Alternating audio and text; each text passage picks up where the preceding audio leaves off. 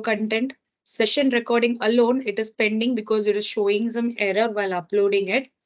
So what I can do is I can better. I have uploaded some links. Let me share that link with you once again because in the LMS I'm facing little bit issue, so we can do it.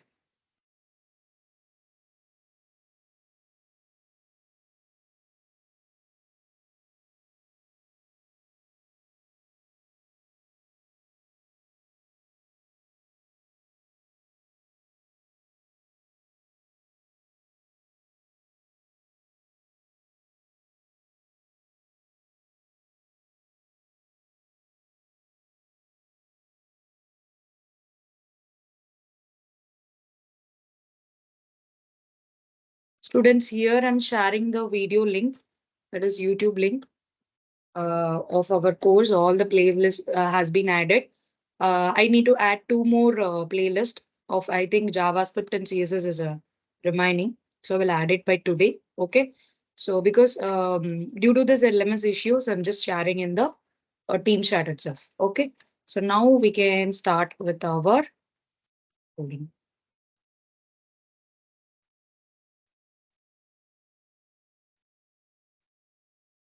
I hope my screen is visible to everyone. So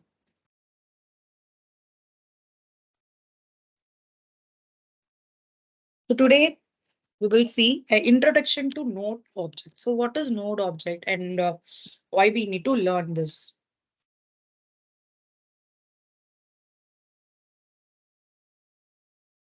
So I hope everyone is clear till what is document object model. You can just read some definition for the interview purpose. Okay.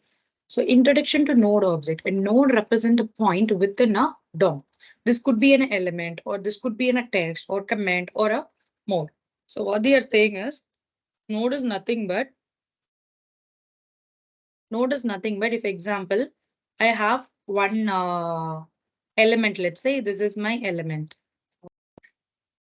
And okay, I will open an empty page here.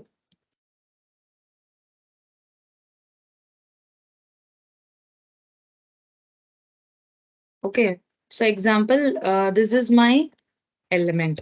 Okay, this is my element. And then you can see there will be a subdivision. So HTML element in the sense I can consider this to be a HTML is my parent element. So below this, what we have example in coding, we may have head element and the body element. Clear? So this is my head element and this is my body element. Now when you come down, you can see this is going to be a title. So in a title, what you have some text, right? So you have some text.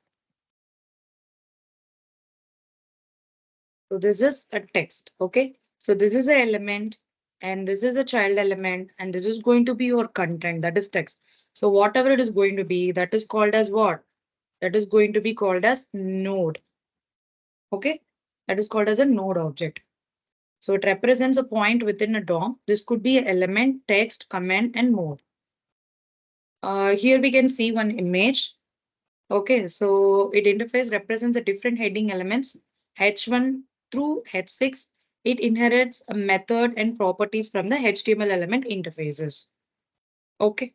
In this image, we can see the HTML heading element object. So this is my heading element object. And all other HTML element objects is like HTML element. So this is called as a element and HTML anchor element and so on inherits from the four other objects. So we have four other objects. HTML elements is the element is the node and event target. So now HTML element node and event target. So this represents the HTML element in the HTML DOM. This is a generic object type for more specific objects like HTML li element or image element, that is a list element or image element, and so on. Okay. An element represented by the element in a DOM. So these are the some theory part you need to understand. Event target represent any object that can be targeted of an event that we can attach an event listener to. Visualization of node type. What is visualization of node types? Node type is just like an object type, having a name and representing the specific type of a node in the DOM structure. These are theory. Okay, once we get into the coding, you can understand it clearly. Okay, relationship between nodes, a relationship. So what is the relation between them? So how we describe them, whether it is going to be a parent or child or sibling. So look at this picture, dog. So we have a paragraph and I have a anchor, and here I have some text and visitors. So point to a parent. So which is point to a parent? This is pointing to a parent, pointing to the parent, and this is pointing to the parent. Right? This is a child, grandchild, but this is pointing to its parent. So in this example, there is something called paragraph. ID is equal to text. So that is test and visitors. And we have given AHRE of www.gmail. That is example.com here. So in this case, this paragraph is going to be what? This is going to be considered as an element node. Next, visitors is a text node. And third one, anchor is again a element node. And these are all a text node. How we can create a node? Okay, creating the nodes. There are couple ways to create a nodes, each of which belongs to the document object. So it is based upon the document or belonging to the document object. We are going to create a node. So like create command, we can create text node, create attribute, create element. You may think why we need this first of all. Let's say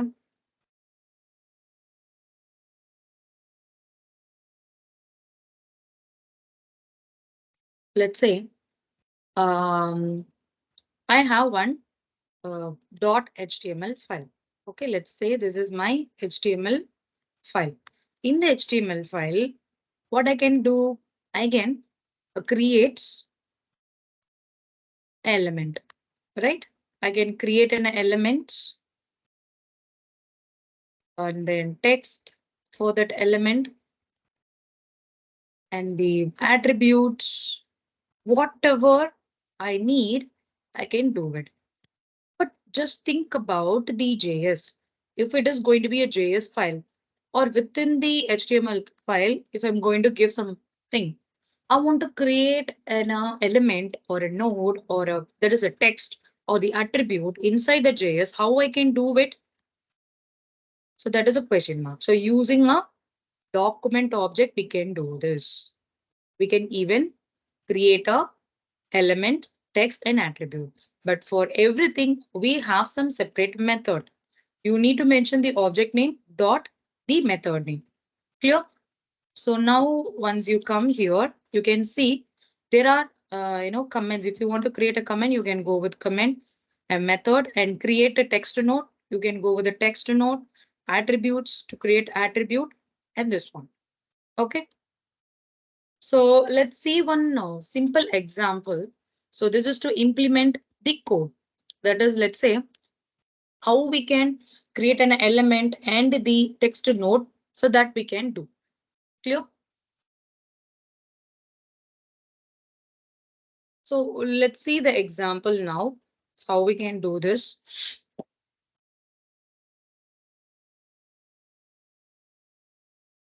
Initially, the div expression consists of two text, that is edunit and Tech-Saksham. But later on, one more text is created and added to the div section as shown in the output. So how we are doing it? I'm not doing it in my, that is 1 second students, 1 second.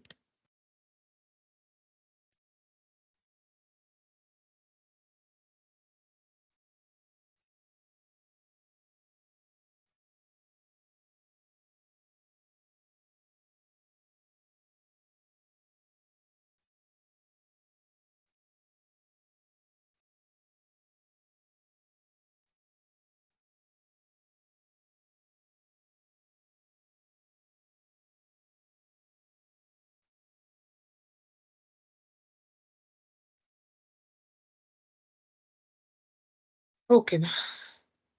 So here we can see that, they have created two things. That is first one variable. Okay, first one variable that is named as using that variable name, we are creating a paragraph call, that is element called paragraph. It is not only paragraph, you can do whatever the element you want to create, you can do it. Next is another variable, and I'm creating a create text node. Just check out this method name. This everything will be in a camel case. Okay, create text node. So again, I'm creating some text inside the paragraph. And then third is, so now I have an element and the paragraph. Okay, so in the first line, just imagine I have created a paragraph like this. Okay, this is created first. And the second line, it will create, it has some content, but both are in a different variable. I want to join this, right? Like this. How I can join this? Using a append child method. So append a child in the sense, which is a child. So this is text is going to be a child. And then the tag is going to be a parent. Clear? So like this, we can create it. And finally, where I should upload all these things. I need to upload for that also. Again, I'm creating one more that is name, variable name, and document dot get element by ID new. So then the element dot append the child of tag. That's very simple. So let's do this exercise. It's very simple one.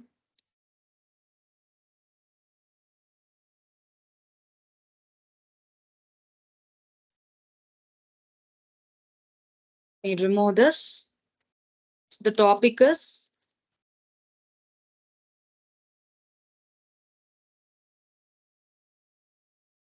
node object. Okay. So we can create it first.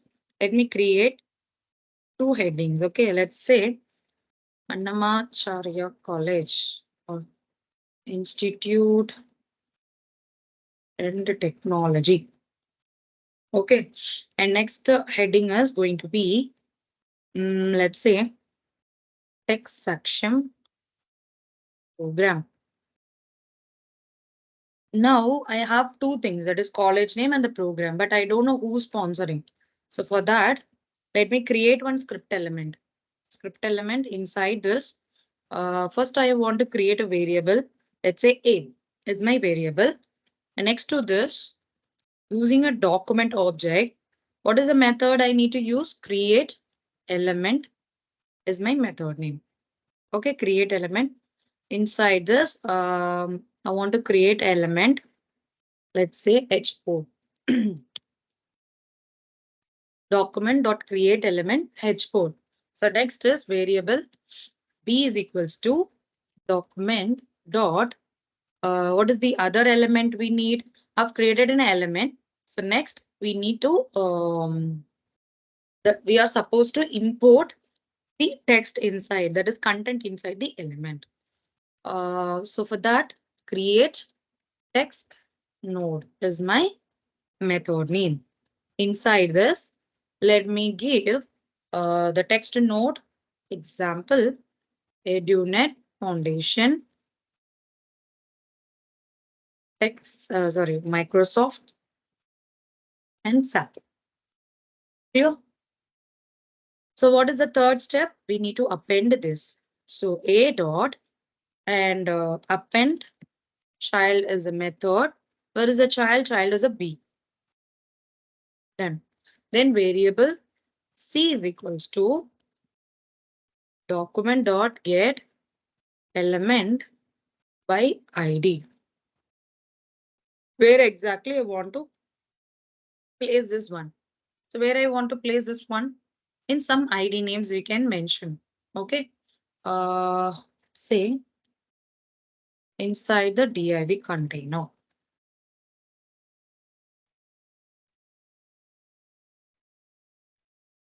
D is equals to new.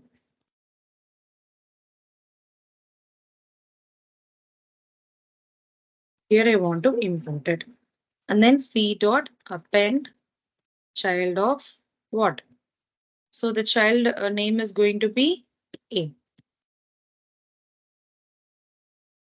So now we can see the output. We can see the next heading has been uploaded here. Clear everyone? So this is a node object. So next is very, very important and interesting, and this is going to play a major role in JavaScript, that is JS event. An event is a signal that something has happened. All the DOM nodes generate such a signal, but events are not limited to the DOM. Here the list of most useful, common used one. So let's see. There are, it is not only a simple, simply we cannot say like mouse event and keyboard event.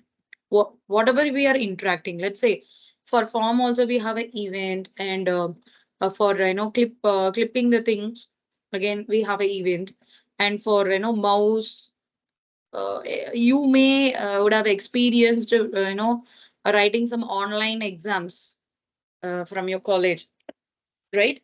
So at the time what you will do, you'll be giving your input on your mouse or maybe on your in your laptop, that is keyboard. So that event we are going to work on it. So first is click event. This we pretty much know how we can use this. Next is context menu. When the mouse right clicks on an element and mouse over and mouse out, when the mouse cursor moves over and leaves an element. If I have an element, okay, I'm placing the cursor here, and suddenly if I place it outside the element, then what changes is going to perform. And mouse down and mouse up. So mouse button is pressed and released over an element. So whether we are just pressing it and we are just releasing it, then what happens? And mouse move. So when the mouse is moved, then what is going to be? And key down and key up when the keyboard is pressed and released. So it's totally depend upon our keys, okay, which is on the keyboard, and form elements like submit and focus and document events. So here DOM content loaded. When the HTML is loaded and processed, the DOM is fully built. Okay, it is a document event. So here in this example, it is very, very simple example. Okay, it is just showing you that is using a on-click events. I think we can skip this. These are all on-click only. Okay, so we'll go next by next. Okay.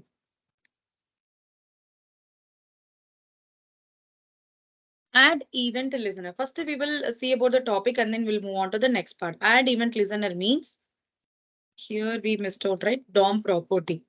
So we can assign a handler using a DOM property on an event. So what is that handler? So handler is nothing but instead of giving event on the element on the HTML part, we can directly assign it, or we can include that inside the script element. Okay. So to remove the handler assign, there is element dot on click equal to null. So this is add event listener. In an exam, sorry, no, not in an exam, in an interview, you may get like event, okay, event. And this is very, very, very important, topic. So how you can create the things you when using the add event listener. That is, there is no much difference when you compare with the normal event, but the syntax it's going to be differ. See here, the element and dot will be adding an add event listener as a method name. First is mention the event. What is the event here? Let's say there we will mention it as on click, but here it is going to be a click. And the handler is nothing but like a function. So function. Okay, that functions will be executed, and this is optional. So an additional option object with the properties. So this option, it has once and capture and passive. If it is going to be a once, once. If true, then the listener is automatically removed after its triggers. Capture means a phase where to handle the event to be covered later. That is in bubbling. Yes, bubbling and capturing. Again, ma, bubbling and capturing is an interview question. Okay, bubbling and capturing. So this is also asked in interview for JavaScript. Okay. Then on key up, we'll just go through the things and we'll directly go jump into our examples. On key up event. On key up event means the same thing. You can see it in the image. If I, if I type something here in the box, the color changes randomly here.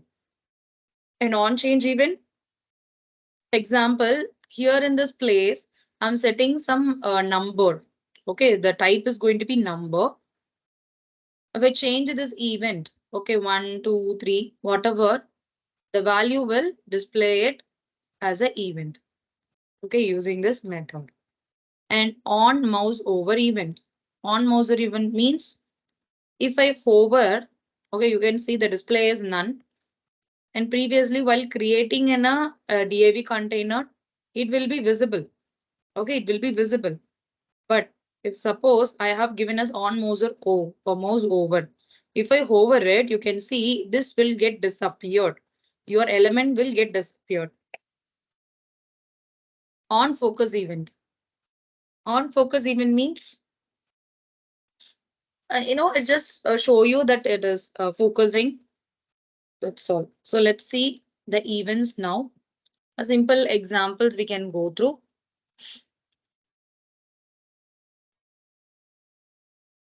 As of now, any questions or am I going fast? Students, please let me know. Is it easy to understand?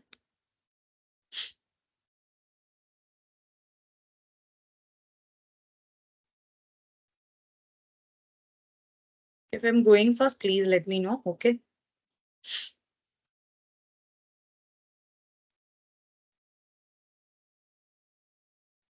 We can see simple examples in this JavaScript. Some simple code explanation. So once we complete this, I will ask you some self practice to be completed. Okay, let's see how we can work on this. First, we need to create the element, right? Let me create the element called div id. So I'm giving some id name and then click me is a option. Okay, this is my container name.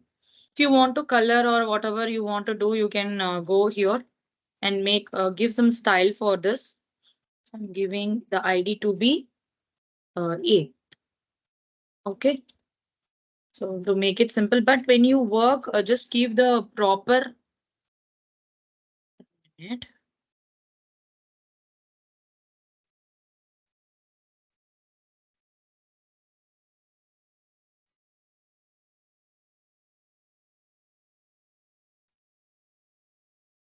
nothing. Okay. Whenever you're working, you need to give the proper name here. Okay, instead of A or B, something like that. So width, I can give some 100 pixel. And then height, I can give again 100 pixel. So I'm just creating a container. Obviously, I need some colors and the other things. So background color. Uh, let's go with Prism.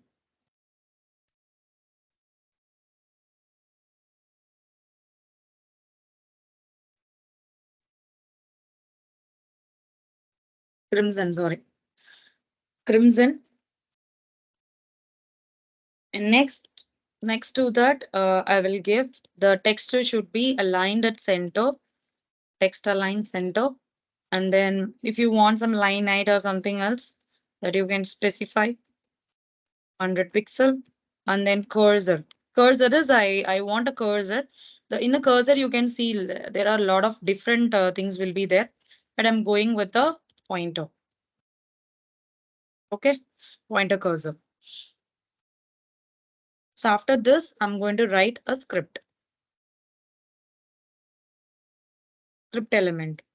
So I want to get the target. Okay, whatever it is here, I want to get the target. So what is the first step? So we'll be writing a first steps to be whatever the things you want to get, assign one variable. Let's say A is my, sorry, A I already mentioned. So B is my variable, and I'm giving B is equals to document dot get element by ID of, what is the ID name? The ID name is going to be A dot, sorry, once you mention this, just give a semicolon. Clear?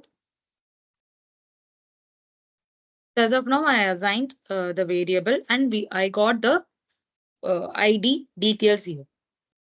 The next is I need to handle the mobile click event. I need to handle the mobile click event. So for that, let me create a function. Function handle click.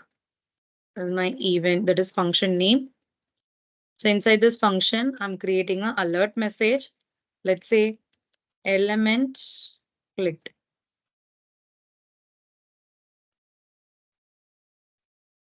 And then function 2. So this is a function to click the event. Okay. So this is to click an event. And the next event is to, that is hover, mouse over event. So function mouse over, and the alert message I can give, or we can go with some changes. Okay. So in the thing, I want to change some style, color, let's say background color. So previously we have given some background color, right? That is going to change here. The mouse over. So background color is equals to, let's say I'm giving blue,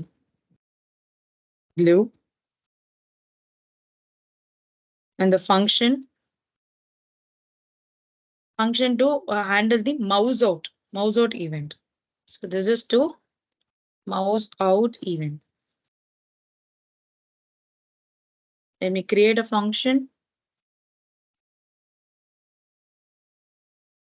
Let me create a function and then a function name as mouse out.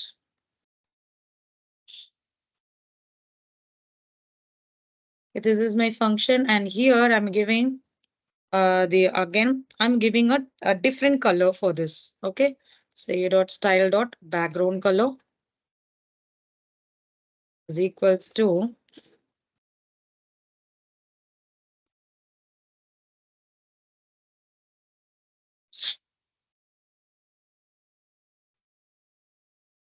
pink.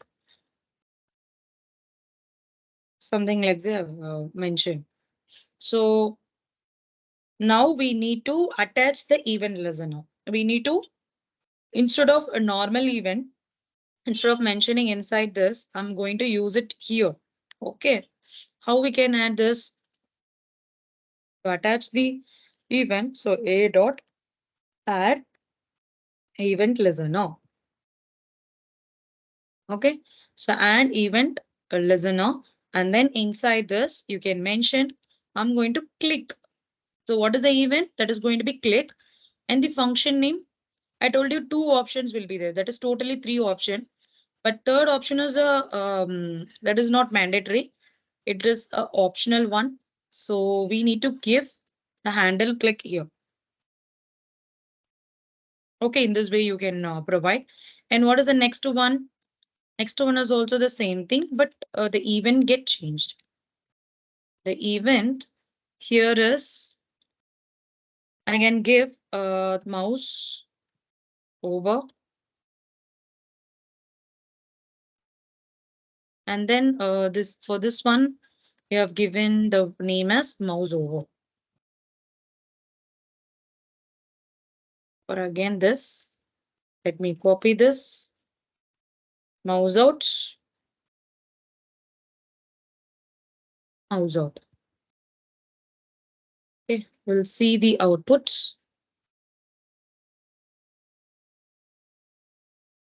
So first, so what color it should display? Crimson. Okay. So once I click on this, or if I hover it, what color it goes? If I over it, it is in blue color. Mouse over it is in blue color. And mouse out. If I'm selecting this, once I get out from this, it becomes a pink color. If I click on this, you can see one alert message. Element is clicked. Clear everyone about this mouse event? Yes or no? So this is the example of mouse event. Okay, let's see one example on this keyboard event. How we can perform the keyboard event. Okay.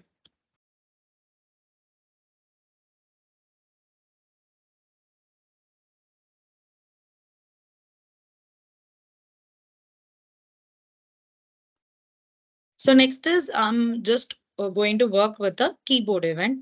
Let me consider one input text because this is going to be in a keyboard event. So I'm including what? The input. I want to get the input from the user. Let's see one example. Input and the type. I want the user to give a text value, and then ID is going to be, let's say, whatever the value you want. I'm just giving a and the placeholder. If you want a placeholder, you can provide it. Placeholder type here.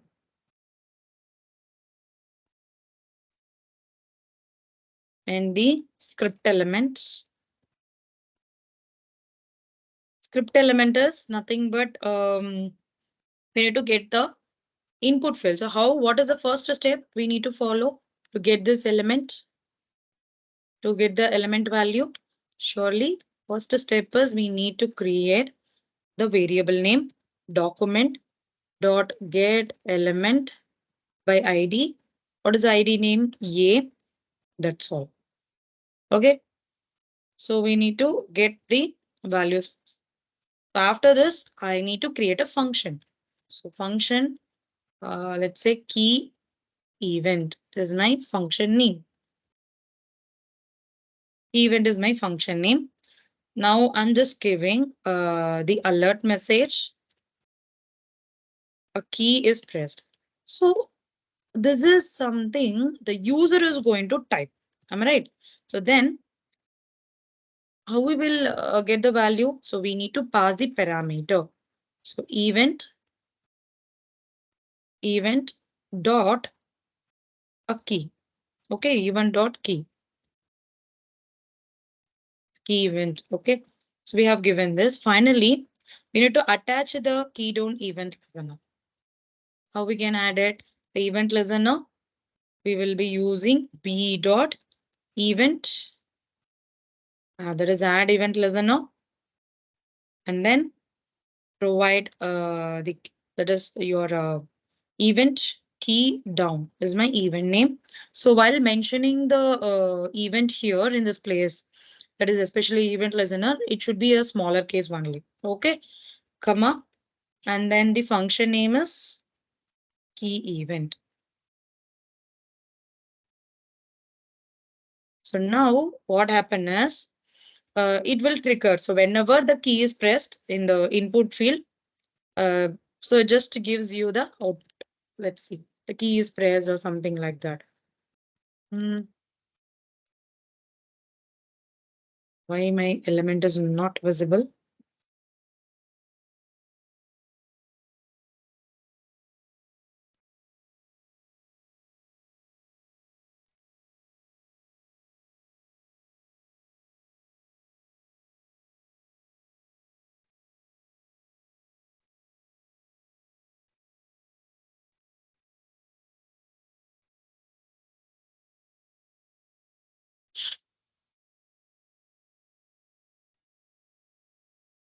Instead of this, just passing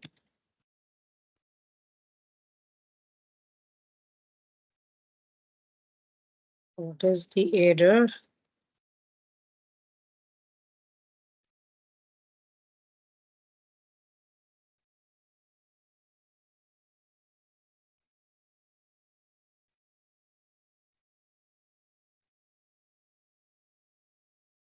Two-line code, but okay, we'll check once again. The console, yeah, now it is working. So if I type something, so you can see a key is pressed. So I'm adding one more thing like event dot key.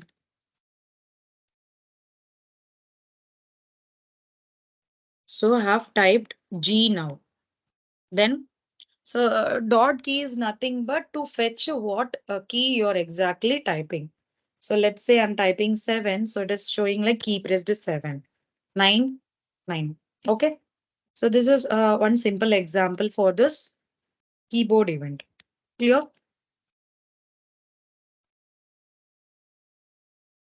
Yes, ma. So next we can see a form event because these are very important topic. That's why I'm just giving more importance and I'm showing some codes with this.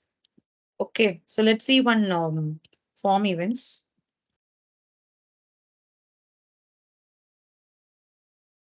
Okay, so how to create a form event? So what in the form event, what exactly we are going to do? Okay, this is compulsory you should know. So let me create one form, simple form. Let's whenever you create a form in the JavaScript, just give the ID. Okay, ID is very important. So let me give the form is equal to ID my form. Okay, so always give it in this way, and you can label or you can directly also give. So let me give it directly. I don't want label as of now. So user name and the input field type is equal to text. ID is equal to username. Name is equal to username. And this is the required field. I'm just giving it as a required field. And next to this, I'm going to get the password from the user. Let me copy this same thing. And here we can change this text to password.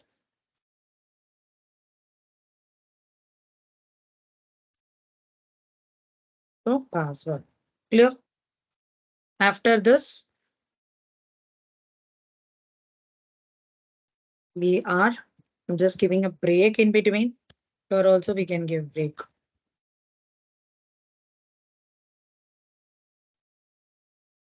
And whatever the style, if you want to apply, you can apply it.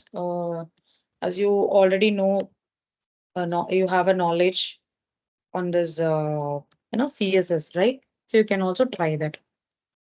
So next is, so in the BR, we have completed. Finally, there is something called as a button. So button type, submit, submit. Okay, that's all. So this is the form. So what is the idea was we need to get the form details. That is our idea. Okay. So let me create a script now. So inside the script, first step is what? I need to get the details of a form. How we can get it? I want to create a variable name and then document dot get element by ID of what is the ID name? My form is my ID name. Clear? So this is my first step. So next step is I want to get the input which is in which the user is given here. So for the, so for that reason, I need one approach. That is, here we can create a function. Let's say I'm giving a submit event. Okay, let me give it as a submit. Inside this, function, the submit function, I'm going to pass one event. This will be asked in the into. So event dot Prevent default. What is this? What is this exactly? Event dot prevent default means it prevents the default form submission behavior. Okay, you should not submit the form automatically. So for that reason, we have included this particular line, event dot prevent default. For sure, you will get this question. Okay.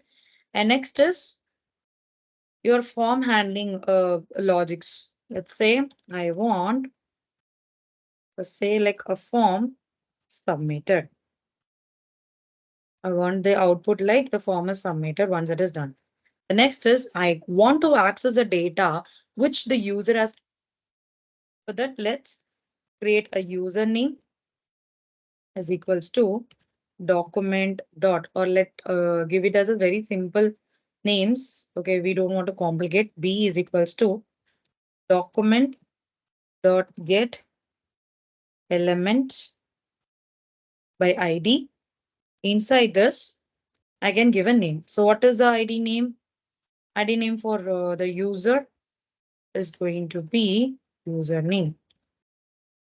So to fetch the value, I want to use dot value. Clear? And next to this, let me create one more variable. So this variable, let's say I'm changing it this to C. So here, the ID is password. All right. So this value was also fetched. So now we can, perform the actions. So let me close this function here. Okay, the function is done. So we got the values. The next step is final step after completing this function.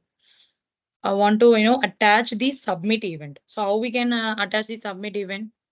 So event name is, the ID is, that is the element name is my form dot add event listener. And what event we are going to perform? Submit, comma, the function name. What is the function name? Function is name is going to be submit. Submit is my function name. So now we can, and one more thing, we can add an event here. Okay. So event.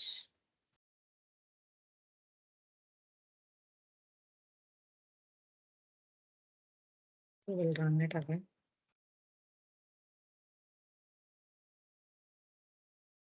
Let me give my name. Submit it. So form is submitted. And then you can see your name and the password in this place. Clear? This is to fetch all the details. Clear, students? Any doubts as of now? So these are the three different forms. We have done all these things using an add event listener. Okay, if you go for an interview also, follow the same thing. Clear? Now we can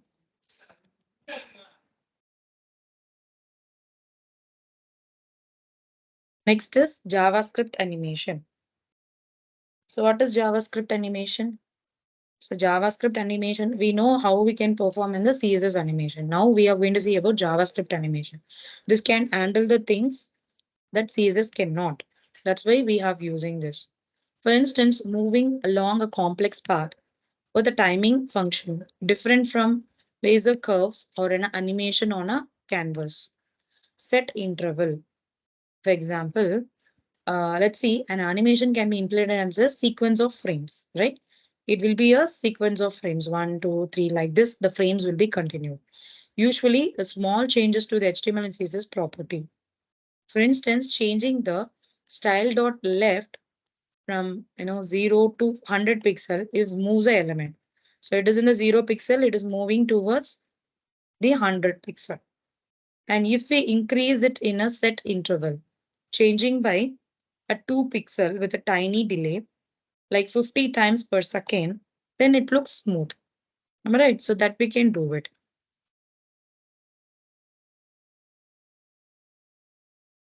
So this is a simple example of how we can work with this, animation, JavaScript animations, how we can perform this. So as you can see in the image, what happened? So it is moving from, left side. So it's moving from left side to the right side. So that is going to be the a code. So we can also try this by, giving an image, different image here. Consider. Give me a minute.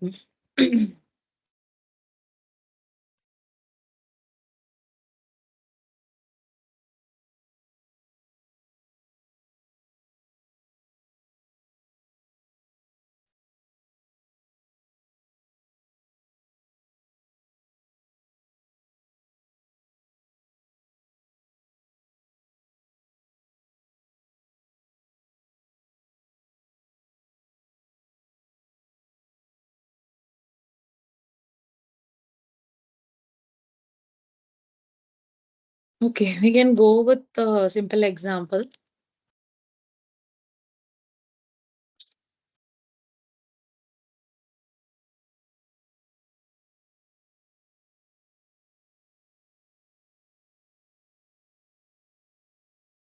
Animation. Okay. So first to make something, animated, I need a container. So let me create a container. Div id is equals to a. Okay, this is my container. So next to this, I want to have a, style for this particular container box. So ash a. So with, let's say I'm giving some 50 pixel and the height is going to be the same 50 pixel. And if you want background color, let's give a background color.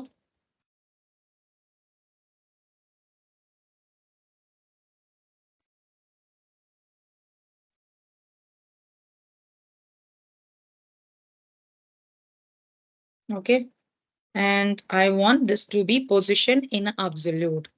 You know what is absolute already, right? So I'm going to use a absolute here. That's all. So the next thing, we are done with HTML and CSS. Now we can move on to JavaScript to make this an animated. What is the first step? I need to fetch the detail of the ID, right? Let me give a B as my variable name. Document dot get element by ID. Inside this, let's give what is ID name A. So this is done. The first step is done. Second step is initial position. So I'm going to position this container and what one particular place variable p is equal to 0. Position is 0. Then what is the third step? Let me start with my animation. So function animate is the method. To update, I'm going to update this position. So previously what it is? So it is 0. It is in a 0th position. So just imagine this as an absolute. That is why we are giving a position value. Okay. So position, sorry, the P plus equals to 2. I'm just moving a 2 plus. That is updating the portion of the animation. And then we need to apply the updated portion to the element. I need to update it. So how to update? Let's say A. Okay, this is my A, right? So A, uh,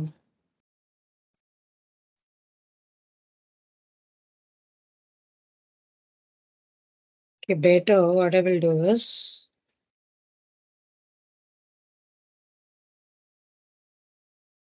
update it here. Okay, B dot style dot left is equals to P plus. Want to move this to a pixel way and request the next animation. How to request it? I have a request animation frame. And inside this, we can give the function name to animate this. That's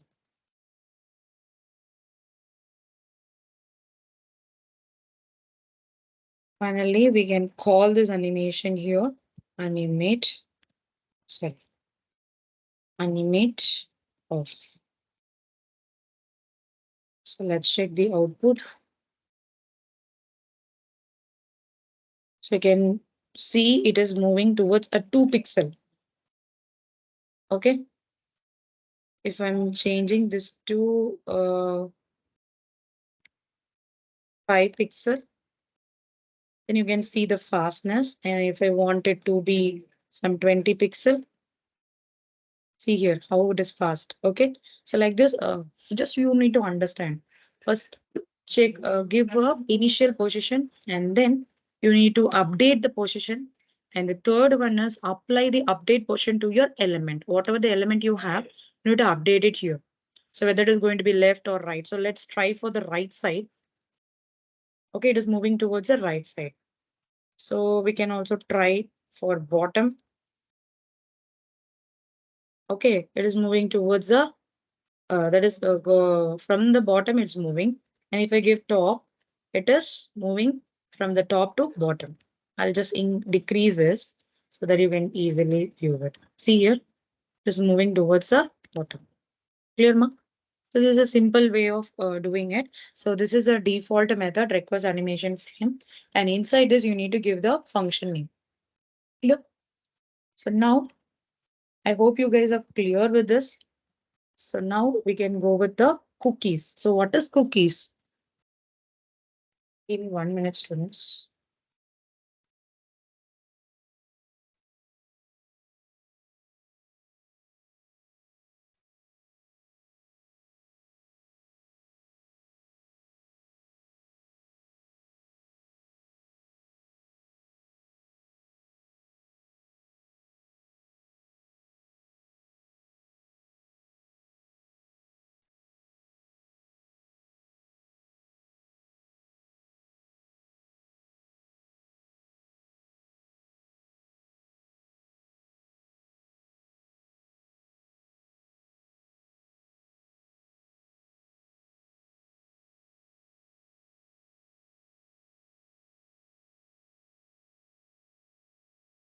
Okay, ma'am. So next is what are cookies? And cookies is a piece of data that is stored on your computer and to be accessed by the browser.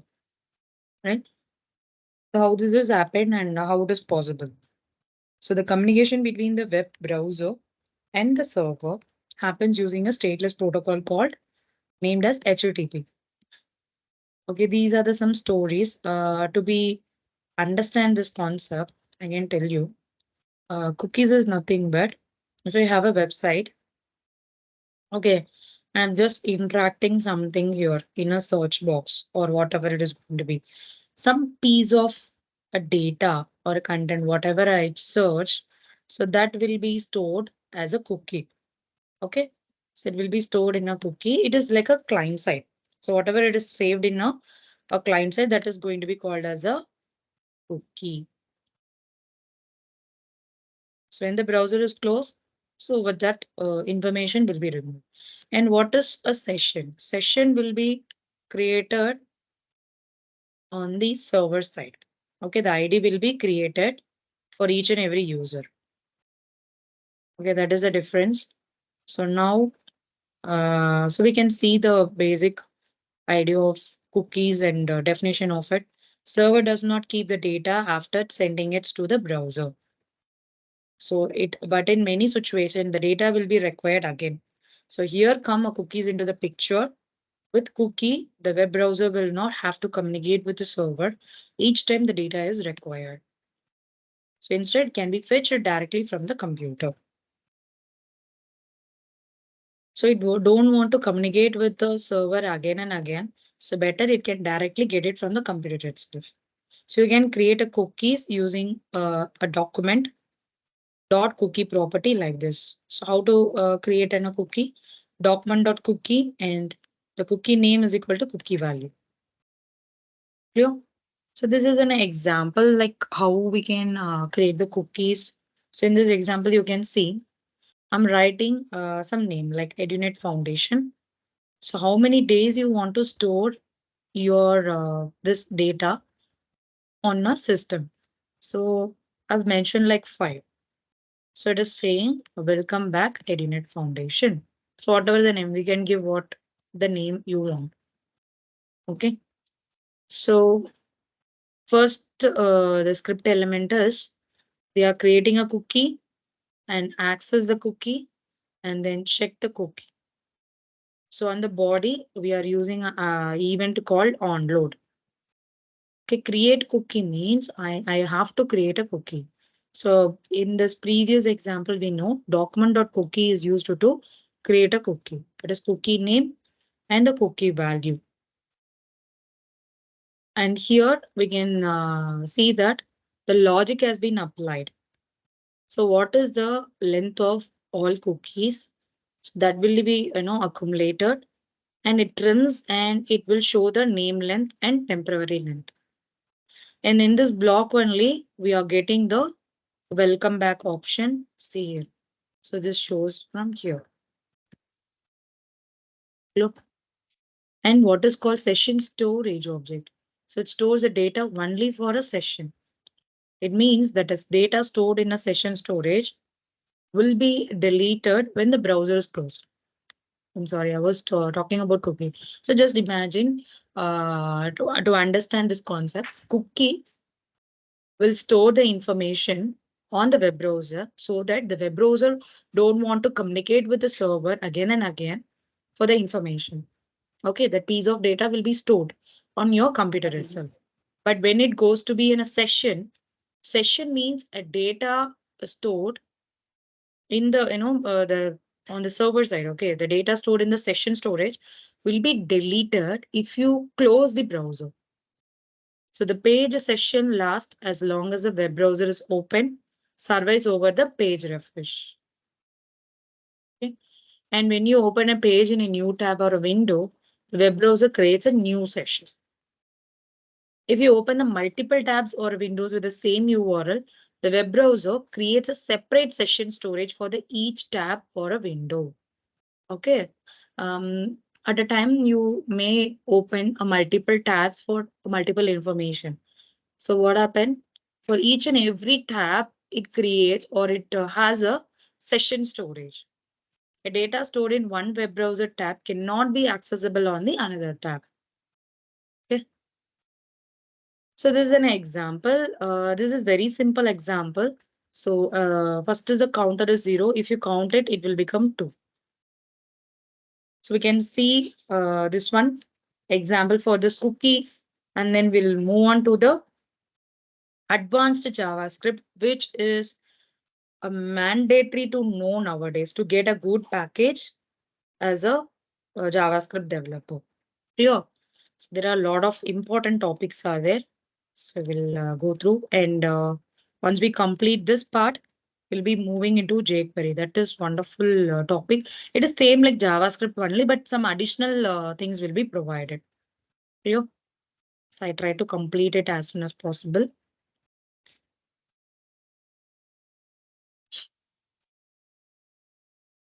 Okay.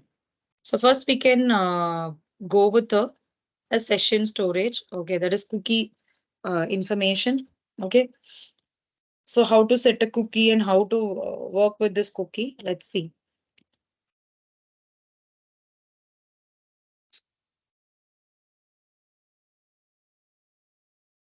So for what is the first thing?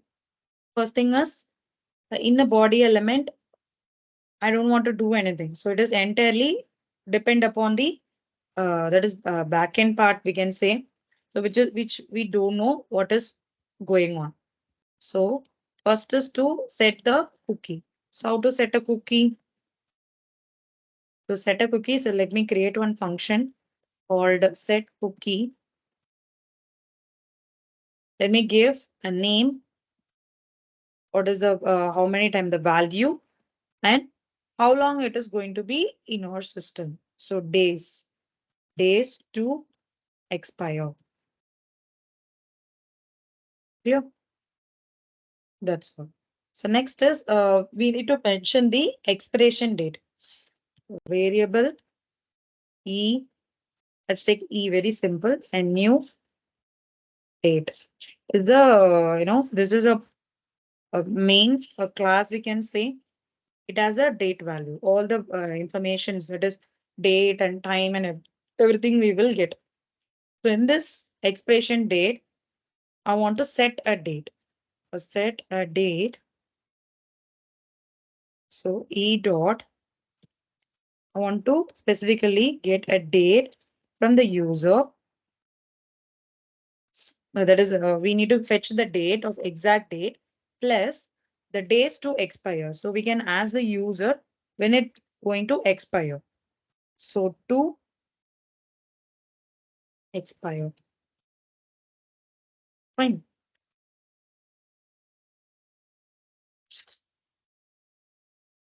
And after doing this, so this is only for date. Variable, a cookie string. So I'm creating a cookie string to display all these things. So name plus then equals to plus and then value plus I want to show the this one that is expires, right? Colon expires plus value and expires thing. And next is here in this place, I can mention the variable that is expired date dot to UTC string. So actually this is a method to fetch the details. Okay. That's why this is a predefined method to get we are going to get the path of it. So hyphen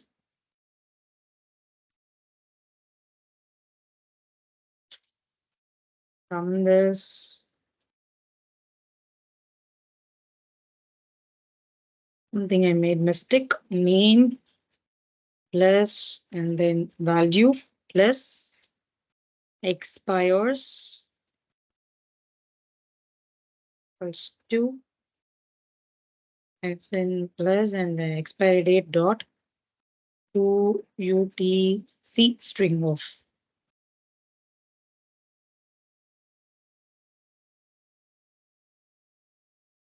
Let's check. So I need a path. Let's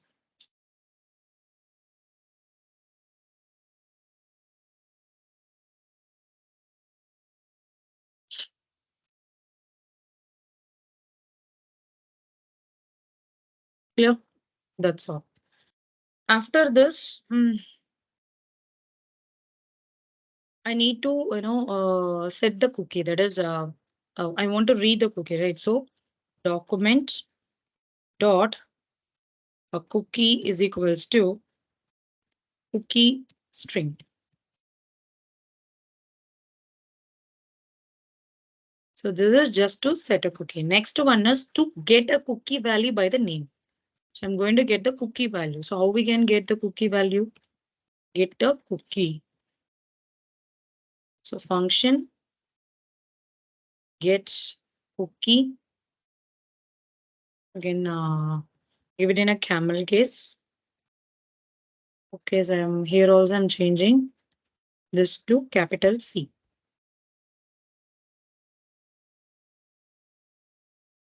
Here we can mention variable of some variable name. Let's say I can give C1 is my a cookie's name. And then what is the next step? I want to split this up. Okay.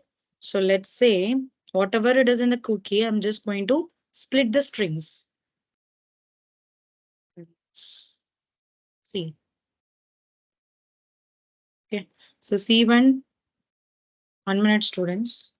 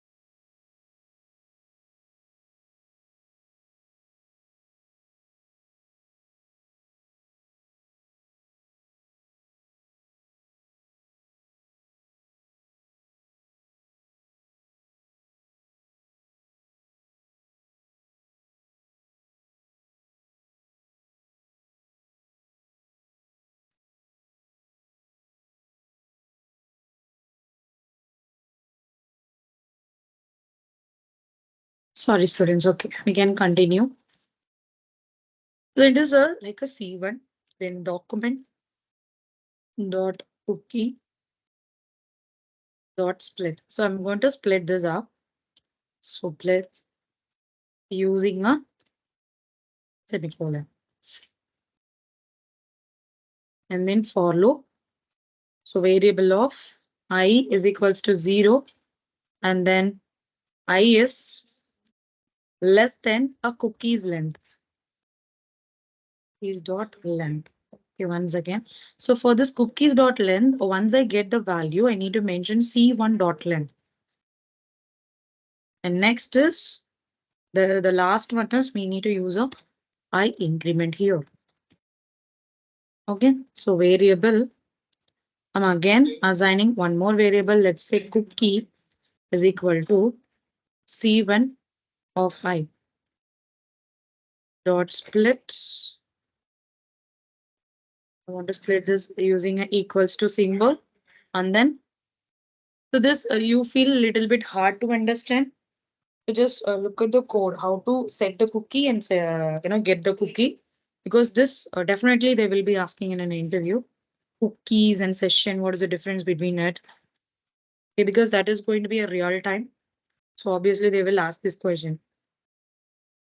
If the cookies of 0 is equals to the name, okay, if the user is login for the first time and the cookie name is going to be the same, then it will return the value or something like a return cookie of 1. Okay, and return null. So next is to delete a cookie. If I want to delete a cookie by a name, then how we can do this? So let's see till this. Let me close this and turn this on again.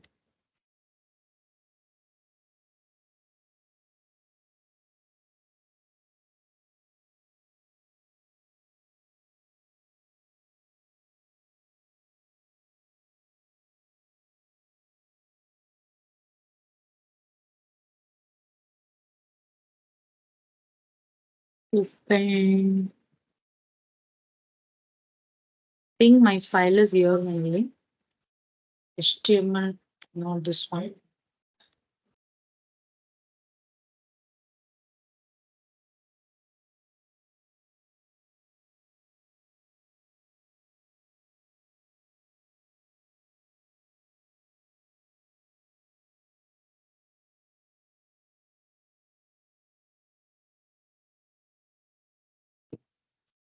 Let me check what is the error.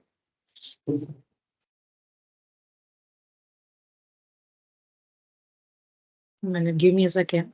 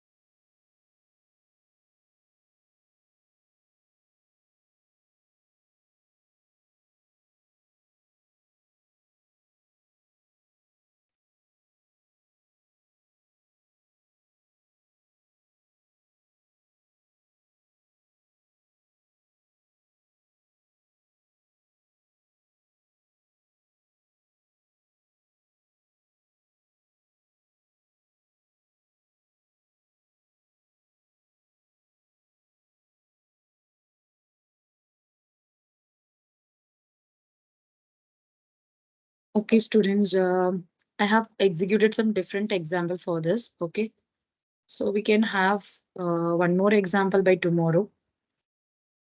There is some error it is showing up. Okay, so let me share my screen. I added one example here. Okay, so same thing to set the cookie and get the cookie and then check the cookie. Same thing, everything is similar. So now I'm running this example. Go live. You can see it is showing like welcome again, John Doe.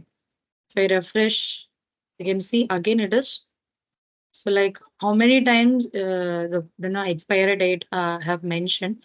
So until this, I'll be getting this same message, that is alert message to me.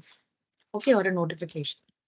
So this is a simple example or for the cookies, but I request you all to practice some more examples on this cookies and session. Okay, so now we can move on to the advanced JavaScript. So advanced JavaScript, there are a lot of topics we should know. So first is the question will be asked like, what is triple dot operator? What is triple dot operator? A multiple way in which we can assign the value of one object to the another. Okay.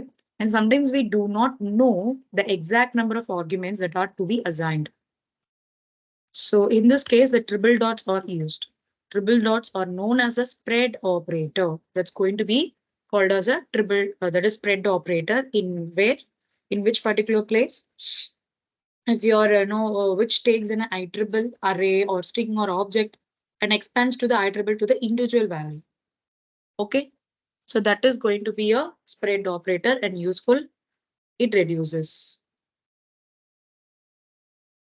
So variable keyword and then name of variable and the value to be spread.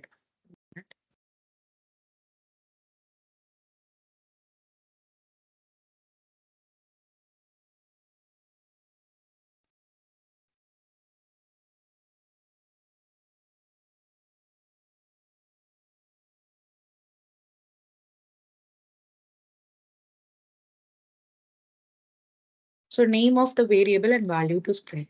So let's see this example. Uh, this is one part. Okay, this is one part and this is the another part. So what is this actually telling us? One is inbuilt concat method. One is inbuilt concat method. The another one is I'm using a triple dot.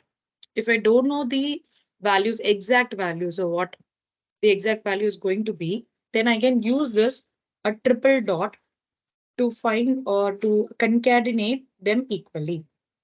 Okay. So yes, we can go with this example.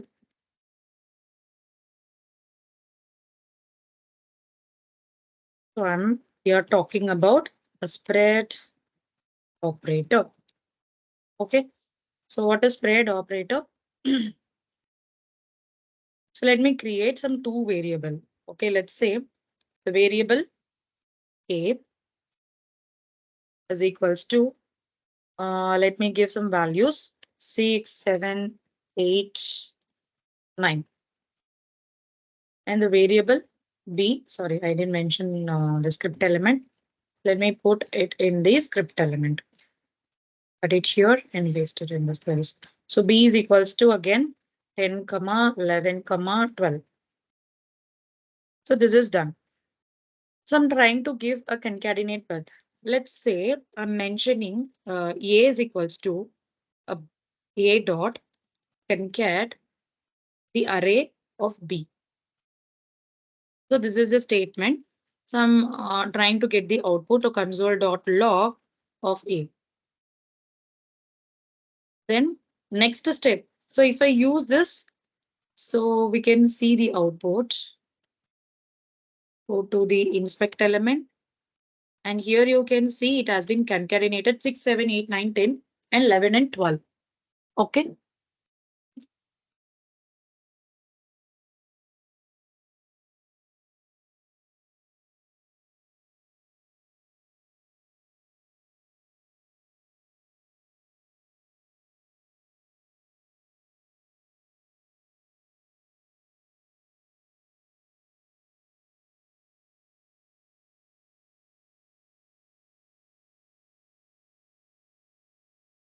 And next is I'm trying to use the another thing that is called variable. C is equals to some value. Let's consider some characters E, comma, F, comma, and G, comma, H, comma, I. Okay, I have a list of elements, the array values, and I'm just copying this. Let me change it to D variables. O, K, L, U, and R. Okay. So now I don't know what are the values it's going to be. So directly what I'm doing is I'm taking a C variable, assigning to the spread operator. I'm not using a concatenate method. Okay. Triple dot C, comma, triple dot B. That's it. So if I do this and finally I'm going to print it in a console.log of C. Here. So let's look at the output. Here you can see it has been concatenated. Both the ways we can do. If you don't know what exact value, then you can specify it like this. It's a spread operator. Clear? So next example, we will copy the content of an array with assignment operator. So let's see. Here again, I have one element and I'm just pushing the value. Here, we are trying to push the value. But this is a normal way of doing it. In a normal way, what happened? We can see the first array of two. Array of two, I have a list of value like 1, 2, 3, and 4. And after pushing the value for the base array 2, that is also showing what? 4 values. When it comes to a spread array. So the spread array. So it is say, we are just changing the or pushing the value inside the array 2. Array 2 dot push D. So spread array is going to be ABC. And here we can see it has been changed to what? A, B, C, and D without giving any concatenator. It is just giving the output. Okay, it automatically change the value of the array also. So let's see the example for this one using the same spread operator. Okay, next will be follow. Same example. Let's take the same thing, but I'm going to push some value here. So I have a two, let's say I have a one array. Inside this one array, I'm assigning variable. So here we need to compulsorily mention that is A is equals to, sorry, the B is equals to A.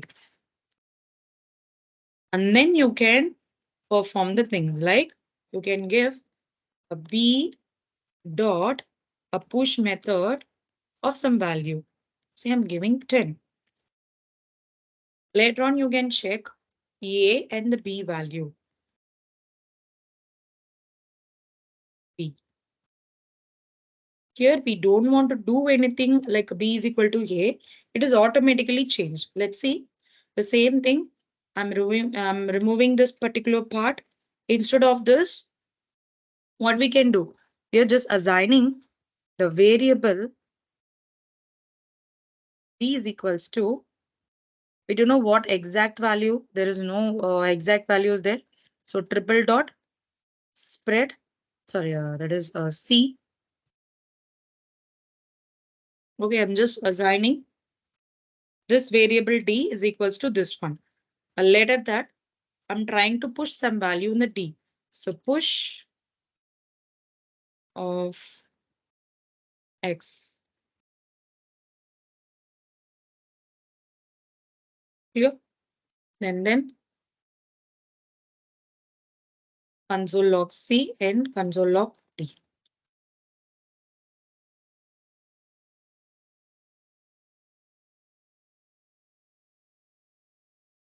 Now you can see the output. The first, the value is, the first value of B is going to be what? It is going to be 6, 7, 8, and 9, 10 because I have assigned it B is equal to A. So that is why even I push the value only for B, it is reflecting for both B and A. This is totally wrong. We should not do this, right? But if you see here, even if I, making this assignment, you can see if I push the X value, it is only reflecting on the D alone. It is not reflecting on the C variable. Okay. So that is called as a spread operator. Why we are going for the spread operator. Okay. Next we will see about the for loop, for off loop. For off loop, the element of iterable. So iterable, an iterable object, array or set or string. If example, have mentioned the array, some value. Okay, it's some value is there. Let's take 1, 2, 3, 4, 5, something like this. Okay, the value has been assigned here. So this is going to be iterable. So you need to mention array of the value name. And the element is, you are just assigning some value here. The element is items in iterable. Okay, for of with array. First, we will see the example of the array value. So how we can define this? This is very simple. We already know how to perform this, right? So using a for loop. So once we will go through all the things. So one is with a for, that is a for each loop using an array. The next one is about a string. So this is about a string. So the string, the code is given, then it will be iterated and you will be getting this output. And for of with set. Set, you might have heard this word in Python if you know already. As I can see, some students are getting, gold stars. So definitely would have a knowledge, right? So here we are setting the value that is for a set and looping through the set. Okay. So this is also one of for with, and then for of with the map. So I have assigned the map and then I can set the map values. Finally, I can iterate it. Map means here we need to mention key and value. That is mandatory. So now we can see the examples for this one for of operator. Okay. So first we can go with an array. I hope you guys are listening. Yes or no? Just to confirm, students. Can I get some thumbs up or say yes or no? So these are definitely an important topics they will ask you to do if you're going to attend it for the JavaScript role. Can I get some reply from you students? Are you listening, everyone?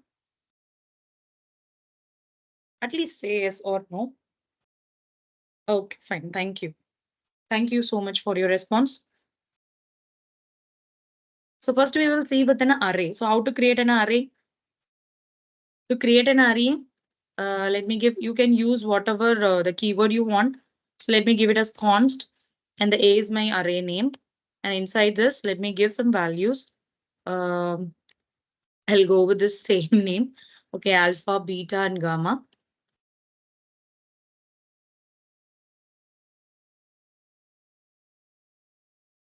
Okay, that's all. So next is using a for of. For of. So for and the let keyword, I'm giving a variable name. Let's say I of A. So I is my iterated. Just we can give whatever the value we want, and A is the array name. So display the value either we can go with a console or document. So I'm going with console dot log of A. So now what happened? Something else. Okay, I'm sorry. I didn't mention this inside the script element. Sometimes we do the logic very clearly, but some silly mistakes, right? Okay, now you can see it displays alpha, beta, and gamma, the array length. Okay, using this for of operator. If it is going to be a string, then very easy. I'm just changing this to some string. Let's say I am giving Annamacharya Institute. Okay, this is my institute name. Example, I want to iterate this. Then you don't want to do anything. If you go, sorry, you see here, what mistake I had done. Let me give it in a single quote. So let of the string name, that is the variable name, and console of I've given as I'm sorry. I need to give it as I. So I will be printed like this. So each and every character has been printed. Clear? So using a for loop. So whenever you are doing a for loop, you need to mention the assigned variable name. Okay, the iteratable variable name. Next, if you're going to set it for an set, the same for thing, then what would be the variable name? We can keep it as the same name, and then new keyword set. So set, obviously it will be in a off, right? Sequence of numbers. So inside this, we can mention 1, 2, 3 is my set number. For looping, same thing, right? We don't want to change anything. Now we can, uncaught set is not defined. Why? New keyword, sorry. I've given in this small character. Setters should be in the capital. So whenever you're using a new keyword, the next word, first character will be in what? Capital. Okay, that you should remember. 1, 2, 3. This is for set. When we move on to the map. So map means it is an advanced concept of object. Okay, that's what that is called as a map. Here also I'm creating a map of. So let's insert some value first. Okay, I'm going to insert some value in the map. How to insert it? Map dot set some value. So the value should be in a key and value. So key is name, comma. So as it is in a method, set is a method, we need to use it as a parameter, comma value. So comma, and the name is going to be Annamacharya. Okay. And then map dot set of the another thing is I'm going to give how many years it has, overall the institutions, for the experience, or we can say it as the decade or how much. So I'm giving as a 10 decade. That's all. So the next step is going to be in this place, we need to change the thing into a key, comma, value. That's it. Key, comma, value of A. So then here also we need, there is a change we need a key less value.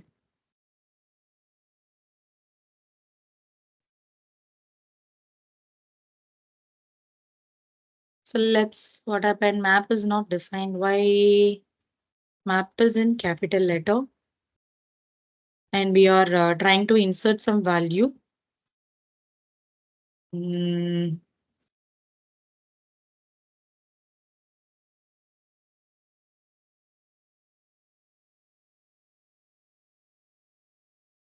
sorry, ma. So here you need to mention a dot set. Okay. So this is going to be a variable, right? So in the a variable only we are setting. So we should not mention it as a map. Clear? So these are the different ways we can work with the advanced follow. So now we can learn about REST parameter. So what is REST parameter? Is an improved way to handle the function parameters. So here also same scenario, 3 dots, but this can be applied when it comes to the REST operators. It can only be applied for what? A function parameter. So allowing us to more easily handle the various inputs as a parameter in a function. So REST parameter syntax is us to represent the indefinite number of argument as an array.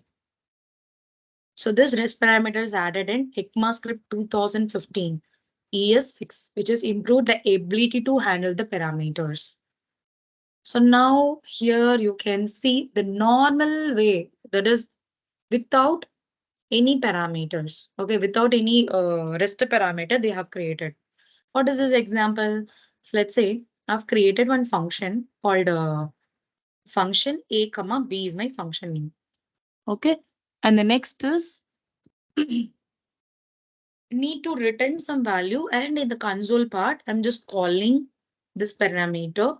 So 1 comma 2 is it is showing that is 1 plus 2 is 3, and here in the console I have given multiple values like 1 2 3 4 5. This is also calling, but even that too, it is only calculating the first two values. It is not considering the other three values. That's why we are getting into this rest operator. So what happened to this rest operator?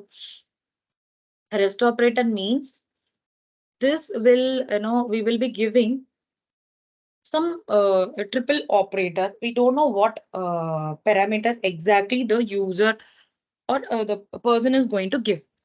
Clear? So let's see how we can do this. I'm creating a function same like the normal way. Function and function name is I'm giving as A, and I don't know what is the input is going to be. So B. And what is the functionality we are going to perform? So let's, I want to add something. Okay, or else we can give a very simple way, return A plus B is my output. So now you can go to the console.log of, you can call this value, right? Function is A of, I can give 1 comma, so let's do with some other number, 1 comma 10. And again, I'm copying this, adding multiple values. Okay, so now we can check the output. Oh, what happened?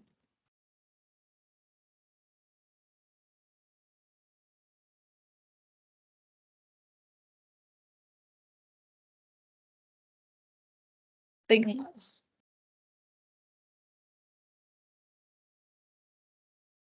So triple dot is used, dot B.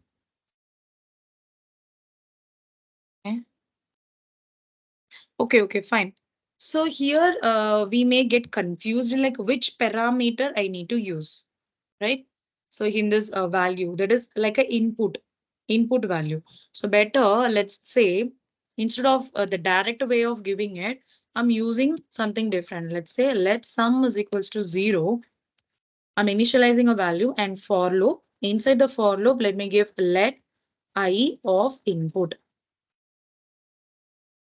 Let's give it as a for of let I of input. And then I can give a sum plus equals to I. I can add it in this way using a for loop. Finally, we can return the sum.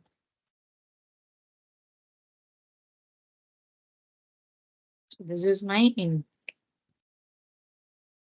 So this and this should be, this is going to be my input, right? So I'm just giving the same input here also. So now we can check, we can see the value has been printed. Very simple. The first thing is, I don't know the how many parameters it is values going to have. So let sum is equal to 0 and let I of input, and it will be iterated one by one.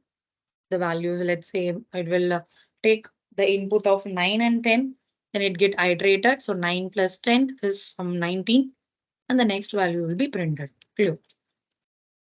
Next, the another example. This is also the another example, but it is very simple. But if I ask the question, I don't know whether you guys can tell it. Uh, let's see. But if I ask question, it will take some lot of time. That's why I'm just keeping up.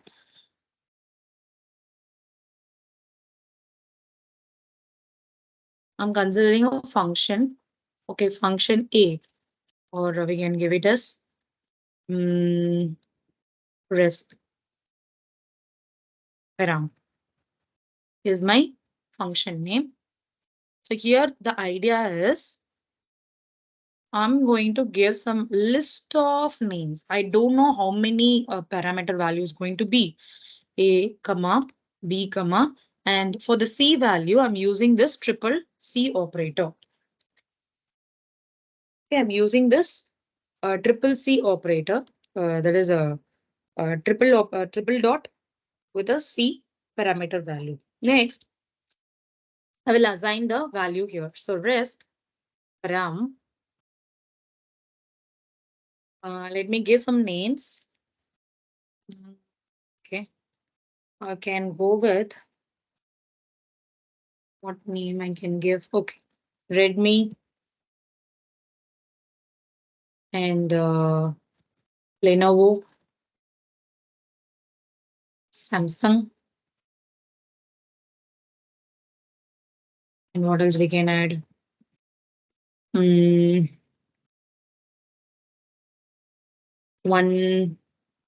OnePlus,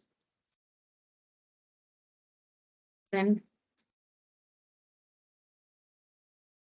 Oppo, or we can give the other one Realme. Okay, these are the some different content. I can also add more here. Something I can add it. Okay, so these are the list of parameter which I'm going to pass it here. So in this place, I'm going to get the console.log of. If I want to get the expression of A and B alone, okay, let's say I'm using a backtick dollar symbol of A and the dollar symbol of a B,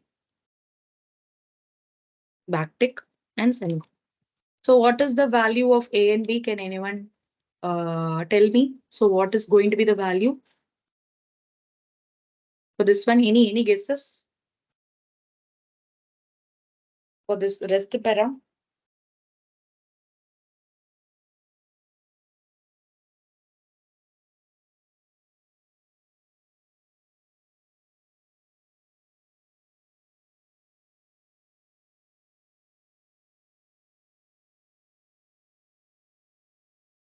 Any anyone? Can you try this? What will be the answer for this one? For the first console log A and B. So I have totally A and B and the other will be C, right? So what will be the output? Can anyone try?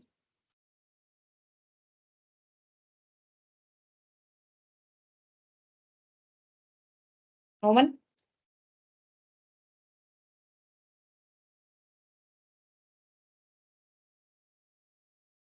Okay, let me tell you. See here, this is A and this is B. The other part is going to be considered as a C value. Okay, so the value is Redmi and Lenovo. It is the browser. Okay, Redmi and Lenovo is my output. If I go with console.log of a C, I want to print the C value. Then what is going to be the value? So apart from this, these are all going to be the C value. So now you can see the C value is Samsung, OnePlus, Realme, iPad and Lab. And here I'm going to add one more thing. Console.log of C of 0. If it is going to be C of 0, then C of 0 means index 1. Sorry, index 0. A and B, this is the C index of 0. Then the output is going to be Samsung. Wait a minute. Samsung is the output. Clear? And if I want to find the length of the C alone, C alone, how much is going to be? That is total length. Total length 1, 2, 3, 4, and 5. So totally 5 length. And then if suppose if you want to find any index value, then console.log of C dot index of what is the particular value. Let's say I'm giving Realme. So realme index is what? It is 2. Am I right? 0, 1 and 2. 2 is going to be the O. Clear? And now we can see what is JS map. JS map is a collection of element where each element is stored in a key and value pair. Okay.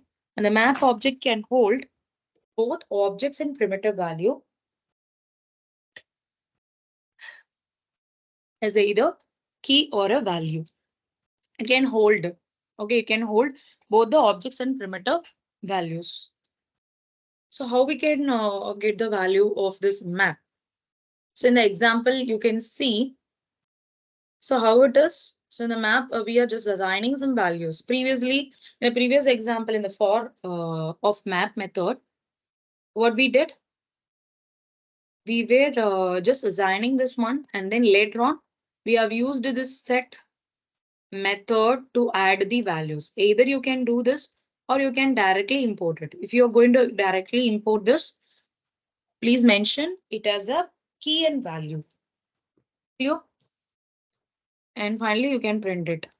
So the map object that is provided by ES6, that is object provided by ES6, the key of map may occur once, which will be unique in the map collection.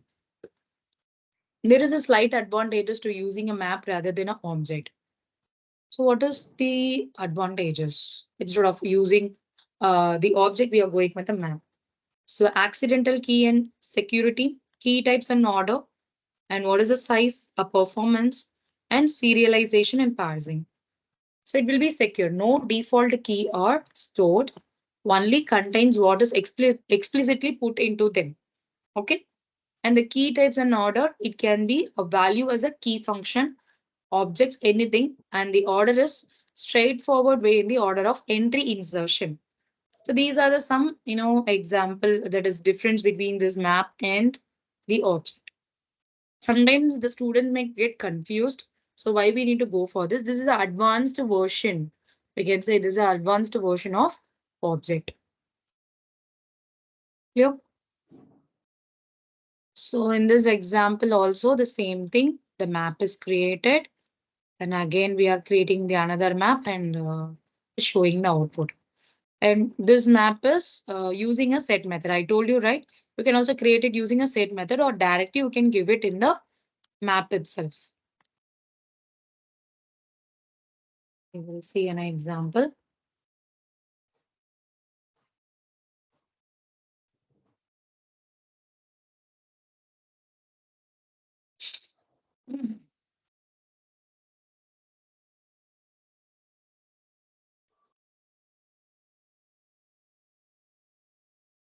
So basic example is, I can show you two way. A is equals to new map. So inside this one, so that is like a method. This is going to be a method first. Then inside you can give a key and value. So key and value, comma, some key and value, comma, key and value, comma, key and value. Fine. So console.log of, I want to print this value, let's say A. I can do this way, or else let me copy this. Instead of giving this value, I can change it in this way, B, and later to that, B dot, and then set of the method. Here we need to mention a values. Let's say hello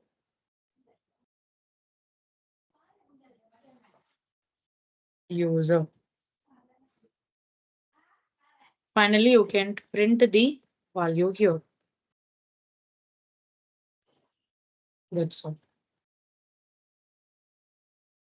Append attribute for map should have a array like object. So 1 minute, let me skip this first.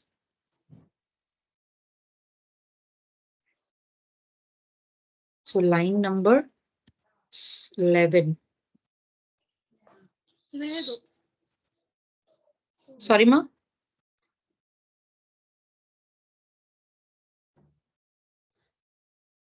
I didn't get you what you're saying.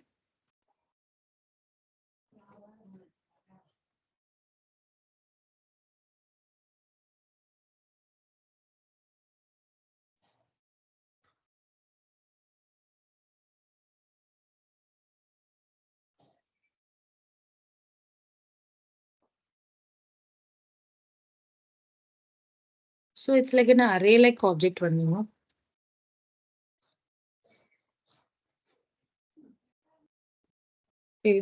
Can I?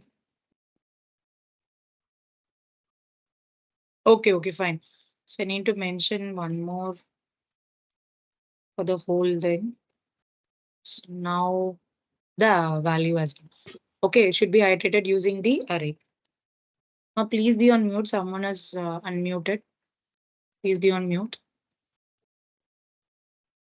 Okay. And otherwise, you can go with my copy. Same thing. I'm changing this to B.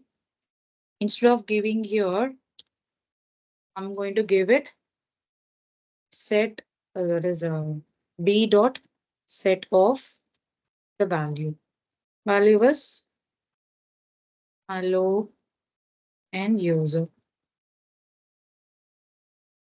Console.log of B.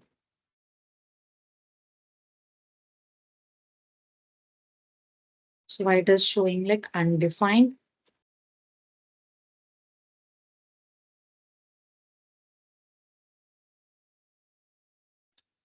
Okay, let me add one more value here. So I'm sorry. Here I don't want to use this one, right? Square bracket. So directly we can give. So now you can see hello and user. Clear? So that's all. So the next is JS set. So what is JS set? JS set, set is a collection of items that are unique. That is, no element can be repeated. So yeah, it cannot have any duplicate value that we already know. So in Python and in JavaScript is going to be the same thing. Okay, no element cannot be repeated. It is going to be unique. Set in ES6 or ordered. The element, the set can be iterated in an insertion order. Okay, store any type of value, whether the primitive or an object. So this is how we'll be setting the value. This we already know. We also see some examples, right, regarding this set. So how to create a set? Same thing, like a map only. But here we directly will be giving a value. But in in this map, we will give it as a key and pair value. Okay, let me change this to a set. Okay, and then later on I can make a changes. So a dot add some value. Let me add 30 and a dot add of 40. And if you want to add multiple values in the single line, that also we can do. A dot add of 80. And then you need to give another dot add of 90 dot add of 100. So now you can see the console value. So you can see all the values has been printed. Total sizes is going to be 5. Clear? Okay. And if you want to delete also, you can do the deletion. So that for the delete option, here we need to mention what which particular thing you're going to delete here. Okay, let's say for an example, in the I have the text as footy. So only E element, that is E character alone, is going to remove from the thing. Then I can give it as what? Delete of E. So inside the delete, I need to mention what exactly I'm going to change. So let's take the same example. Here, let me give one value. Giving Pandi Meena. Okay, Pandi Meena as a name. And then in the set, okay, in the set, I'm just going to provide a delete. So directly in the console log. So in the console log itself, we can give. It's okay.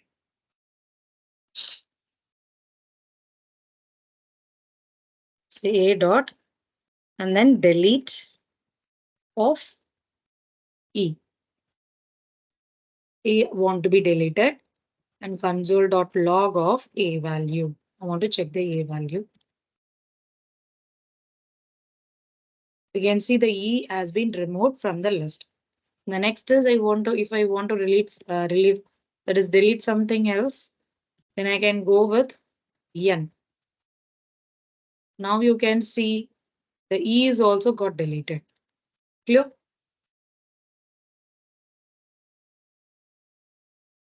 And then set for each. So how to give a set for each? Once again, students, we drink some water. So do you have any questions? You can ask me now. Any questions or anything? These are all important concepts.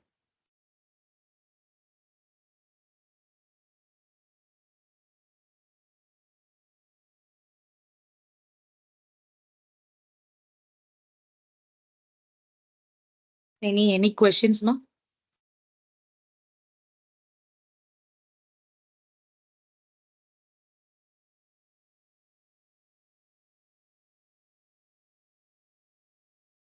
At least can I get some response like did you understood or is it clear for you everyone? Can I get some response? Is the concept is clear for you? Yes or no? That's very simple answer. You can say. Thank you. Thank you so much, Lakshmi, for responding.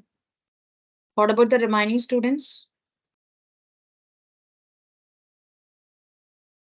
Thank you, ma. So the next is like set for each. So we already know how to use it, right? Using the set, we already have one example. So better we can switch this for each method. So next is JS promise. This is for sure. This is very important concept. Okay, JS promise. What is this promise and promise chaining? Promise is a good way to handle the asynchronous operation, which is not going to be a direct, okay, which is not going to be in the same place. So it is going to be asynchronous operation. It is used to find if the asynchronous operation is successfully completed or not. There are some three states will be followed for this promise. One is pending, fulfilled, and rejected.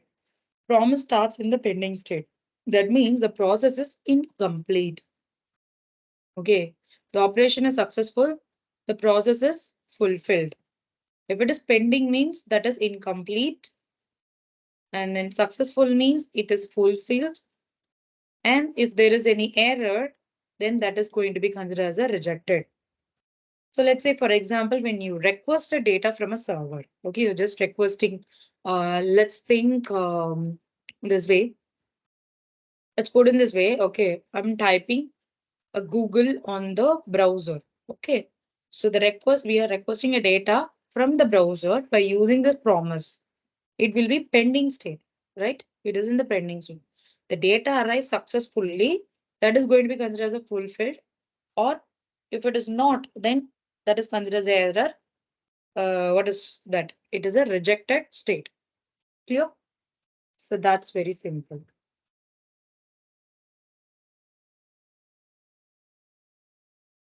And these are how to create promise modules and then jQuery.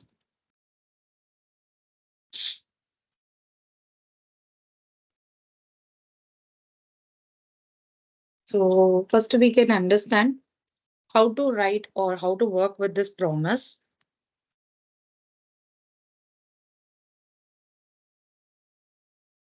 First, I'm assigning the data. I'm not going to give any data as of now. Let me give it as a count as a variable name.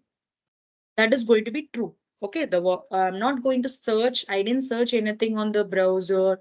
I'm not waiting for the reply from the browser. Just giving the variable is going to be true only. So I got some input. Okay. So next step is let's create a promise. Count value is equal to a new promise. So here we will be having a function. So in the function, the parameter is going to be two things. One is resolve and another one is reject. Okay. One is resolve, another one is reject. So if the count is going to be true, then what is the statement? We will give the resolve method. So there is a count value.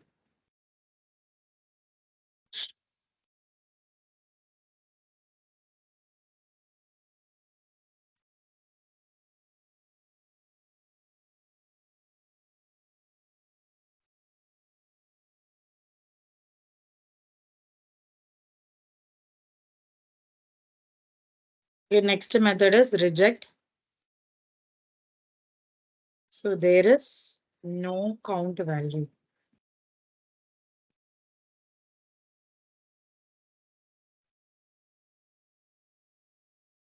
Okay, so once it is done, we are giving a semicolon and console.log of a count value. Okay, we will see the output of this. So what is the output? So let's go and check. You can see the promise state is fulfilled and the value is there is a count value. Clear? So what is the real scenario to create in a promise? The same thing. Let is a keyword, promise is a variable name, new keyword, and promise we need to use definitely.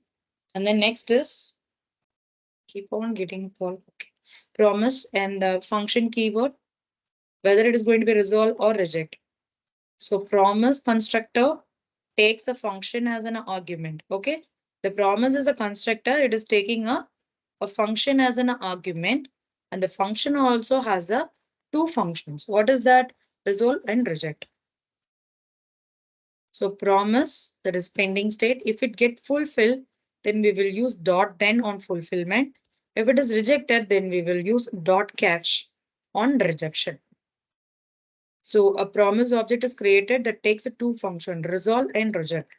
Resolve is used if a process is successful and reject is used when an error occurs in the promise. Promise chaining. So how we can do this promise chaining? So promises are useful. 1 minute, students.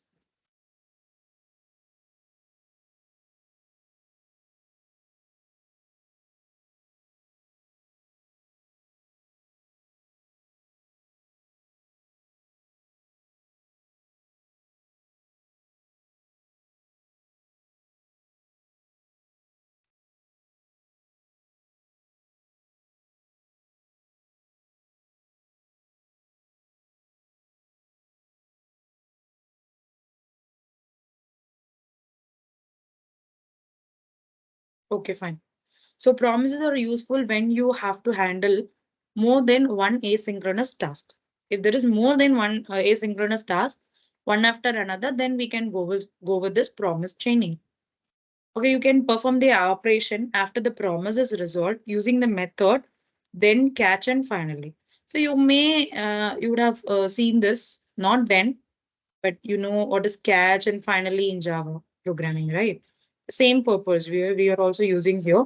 So then method is used with a callback when the promise is successfully fulfilled. Okay, in the then method, we'll be having a callback. See here, promise object dot then on fulfilled on rejected. We can see one simple example. So how to work with this, promise. And then this is for a promise with a then. And the another example is for a catch. something has happened, we need to throw the value, right? So this is for a catch.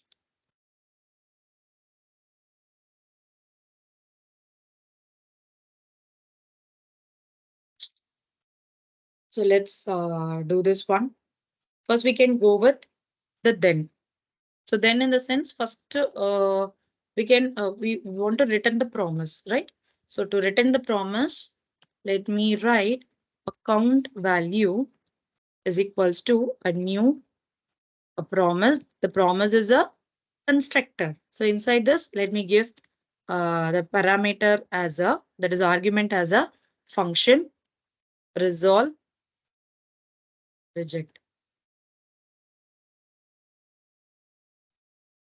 Okay. Here then, the output is going to be resolve. If you give resolve, the promise is resolved. Okay, this is only one promise statement. If it is going to be the multiple, executes when the promise is resolved successfully, then it will move on to the next value. Is nothing but, let me give a semicolon. So this is got over here. So now I'm taking this count value. Let me use dot then. Inside this dot then, I'm creating a callback function. What is a callback function? A success,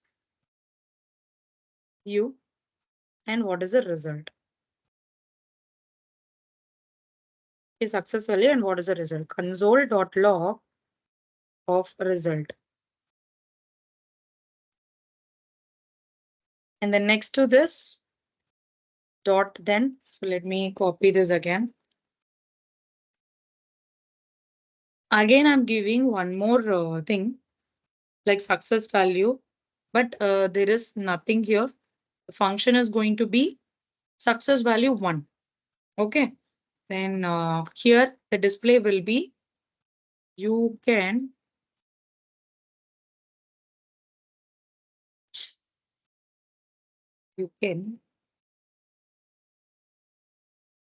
call multiple times.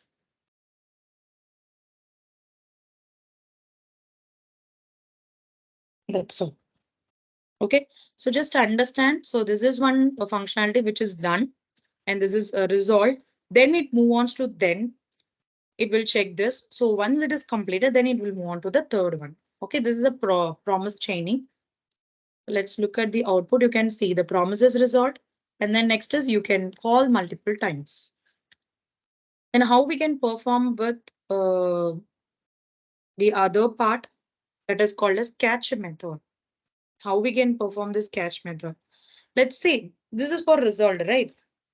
If something is rejected, okay, something is rejected, I can say the promise is rejected. So this will execute when the promise is, resolved. So let me give it as then. So if it is going to be a successful, then it will display. Otherwise, if it is going to be error, so I have an error, right? So let me remove this. I can add dot catch method and the you don't want to sorry you want to mention some callback. Callback is function. You can give some function name. In this place, let me give um, alpha value and the result console.log of result. Here, that's it. So here, I'm sorry, here we need to change it as error value. Mm,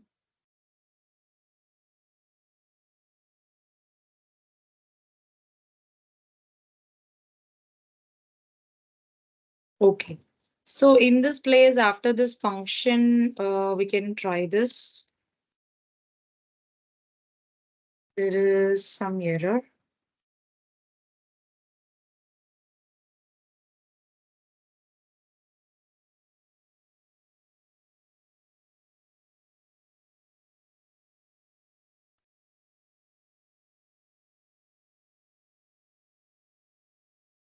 Let me check whether I have closed it properly. So resolve, open, reject, and promise, and then count value dot then can have a function down. Okay. So for understanding purpose, I'm doing, it is not mandatory to, this is not like a Python to follow the indentation. Okay. There is nothing like that. Console.log. Okay. Catch function, error value, result, console dot. Just correct only. Okay, yes, the output is a promise is rejected. Clear? So next we are going to modules. So what is modules?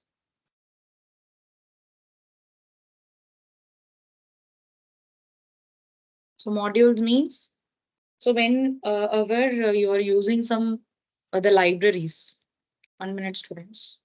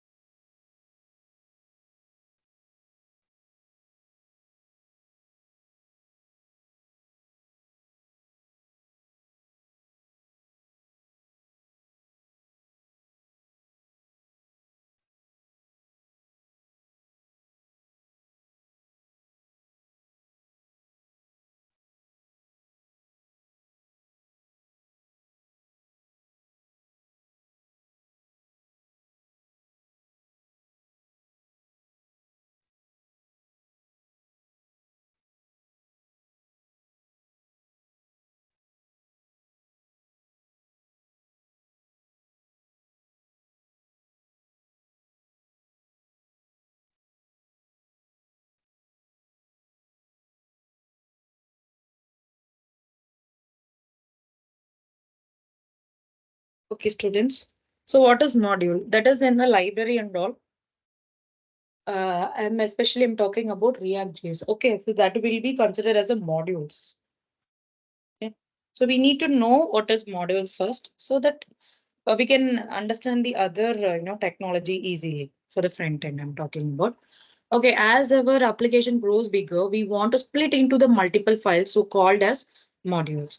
So modules can contain a class, a library, or a function for a specific purpose. For a long time, the JavaScript existed without a language level module syntax.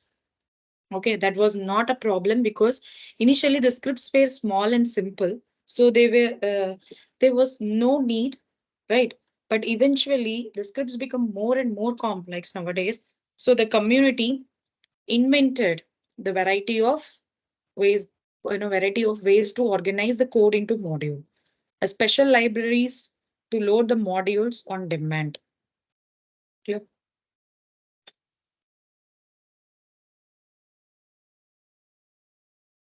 So what is module? So module is just a file. So one script is on the module. As simple as that, the modules can load each other, use a special directive export and import to interchange the functionality. So export keyword, a label variable, and the function that that should be accessible from the outside or the current module. Import allows the import of the functionality from the other module. So as a module supports special keywords and features. So we need to use this one, script, type, and the module. So this is a simple, example how we can work with the module. Okay. So here you can see there is a two files, right? So one is index.html. The another file is going to be say.js. So in what happens if we use this, let's say, uh, here I already have 2 files. Let me remove this. I have some 2 files here. So first we will go with index.html file. Let me remove this.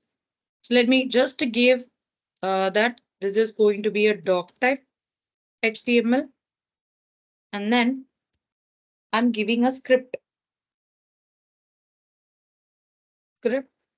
type is equals to module.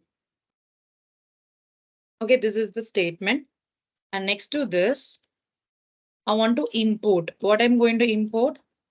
Import of the name which I want to use it here. That is a function name, I can say. So let's say I can change this name.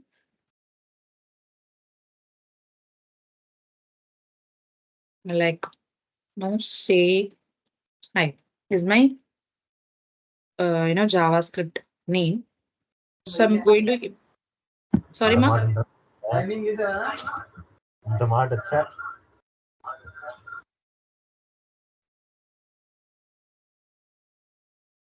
So in this import, I can give a say hi as a function name and from which file. So this is going to be my like a component or a file.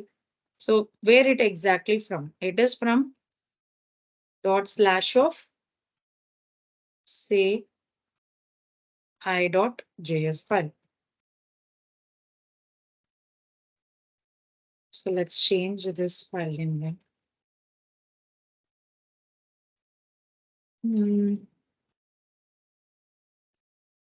It is not showing up. 1 minute.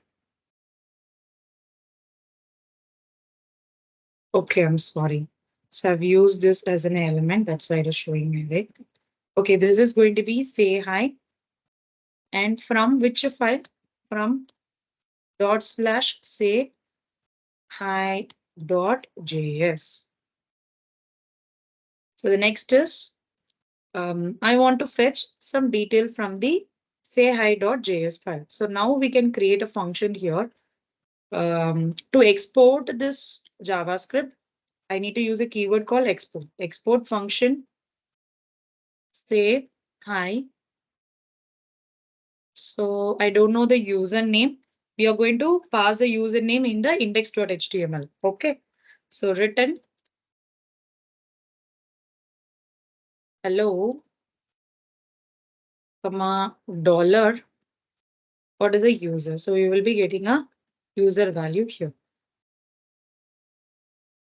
Exclamation. That's all. So now go to this file and you need to mention document. Document. So in the body you are injecting, we don't have any ID or element name, right? So I'm directly giving it in a body itself. Body inner HTML. So is equals to. So what is the method name we mentioned on the say hi file? So it is going to be a say hi function name. The name you can give. Let me give Balaji is a name.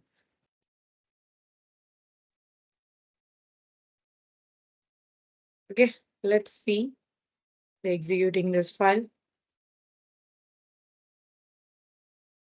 So it is not.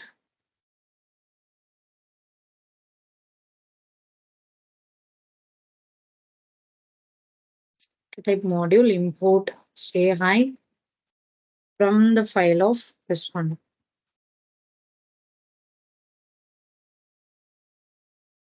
Later I can give a different name for this file.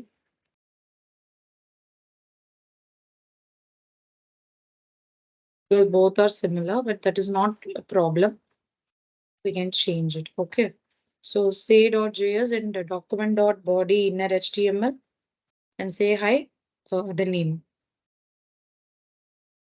Then say hi.js file. So export function and then say hi is the name. So I want to check the function name. Say hi. The user I'm sorry. Okay, here I'm using a dollar. So you need to use it as a backtick. Okay, there is a backtick.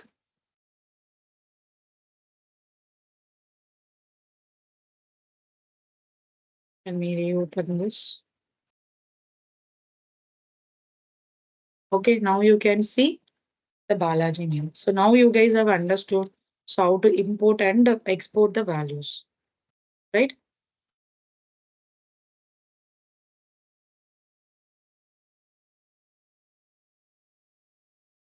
And now we are jumping into jQuery. So what is jQuery? They want to ask this question to you. We pass this question to you. Yes. What is jQuery, ma? Students, what is jQuery?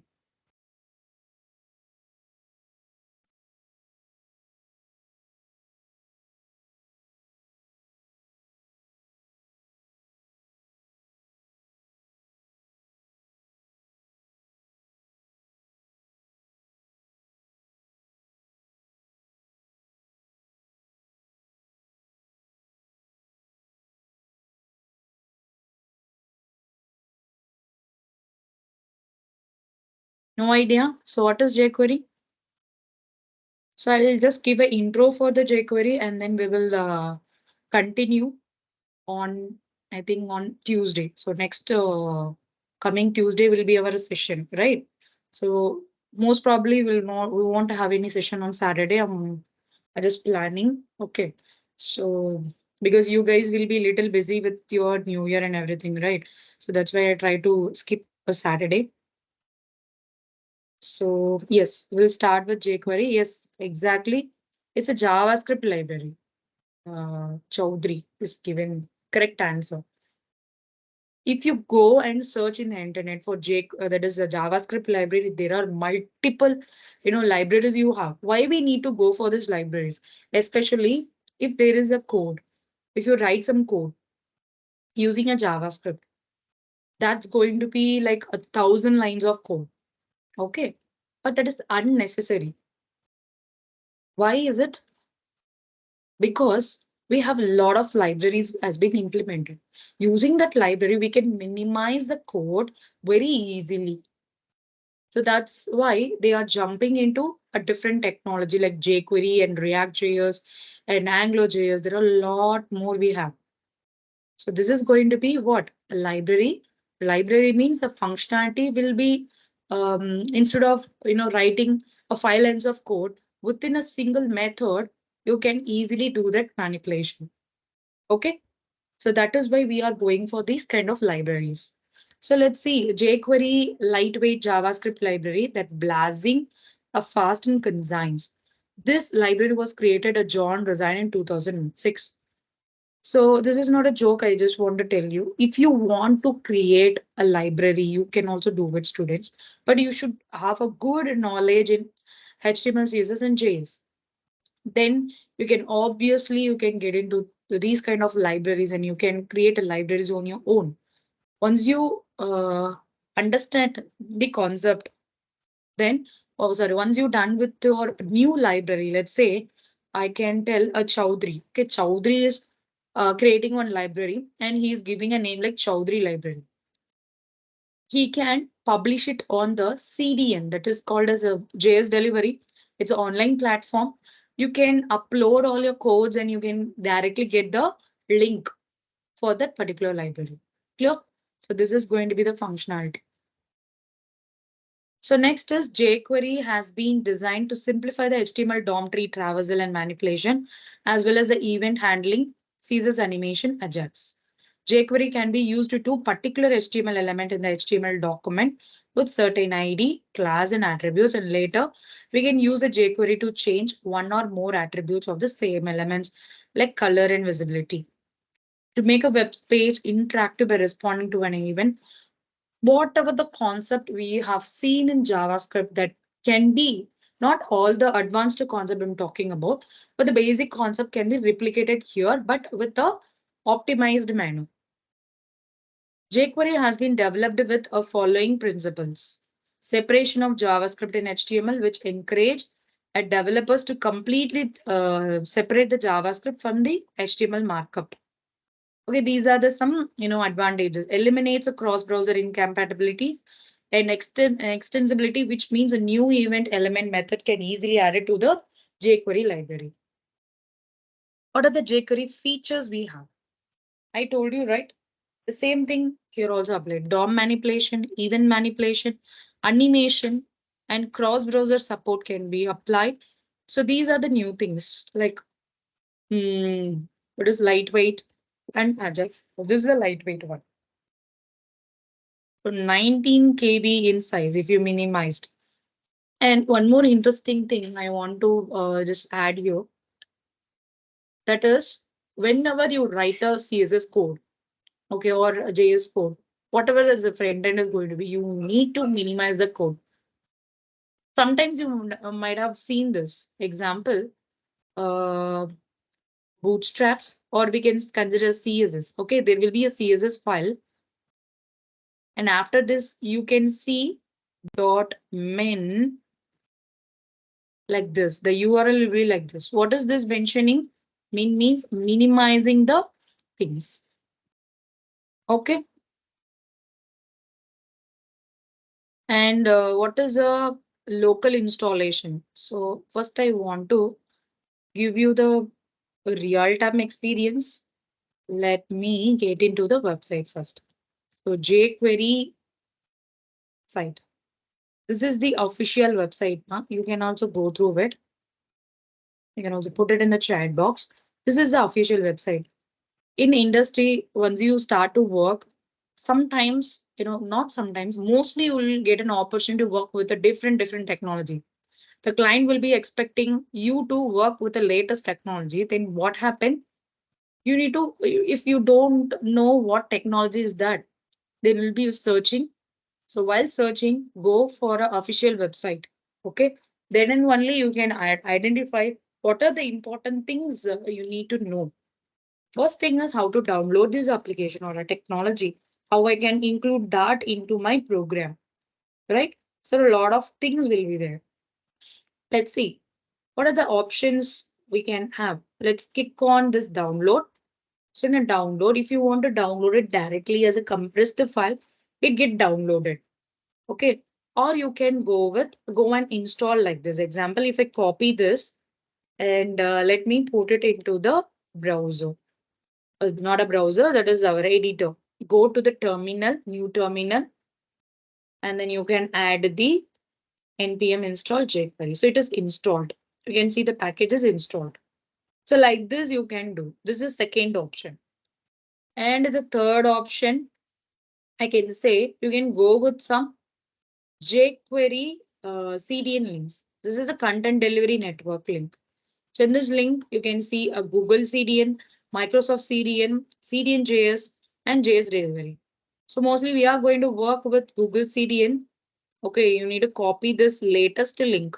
You can see the version 3.x, 2.2x, and 1.x. So what I will do is, let me remove this. You need to add this link on the head element. That's very simple. Okay, once you add it, your jQuery part is ready now. So this is a third option.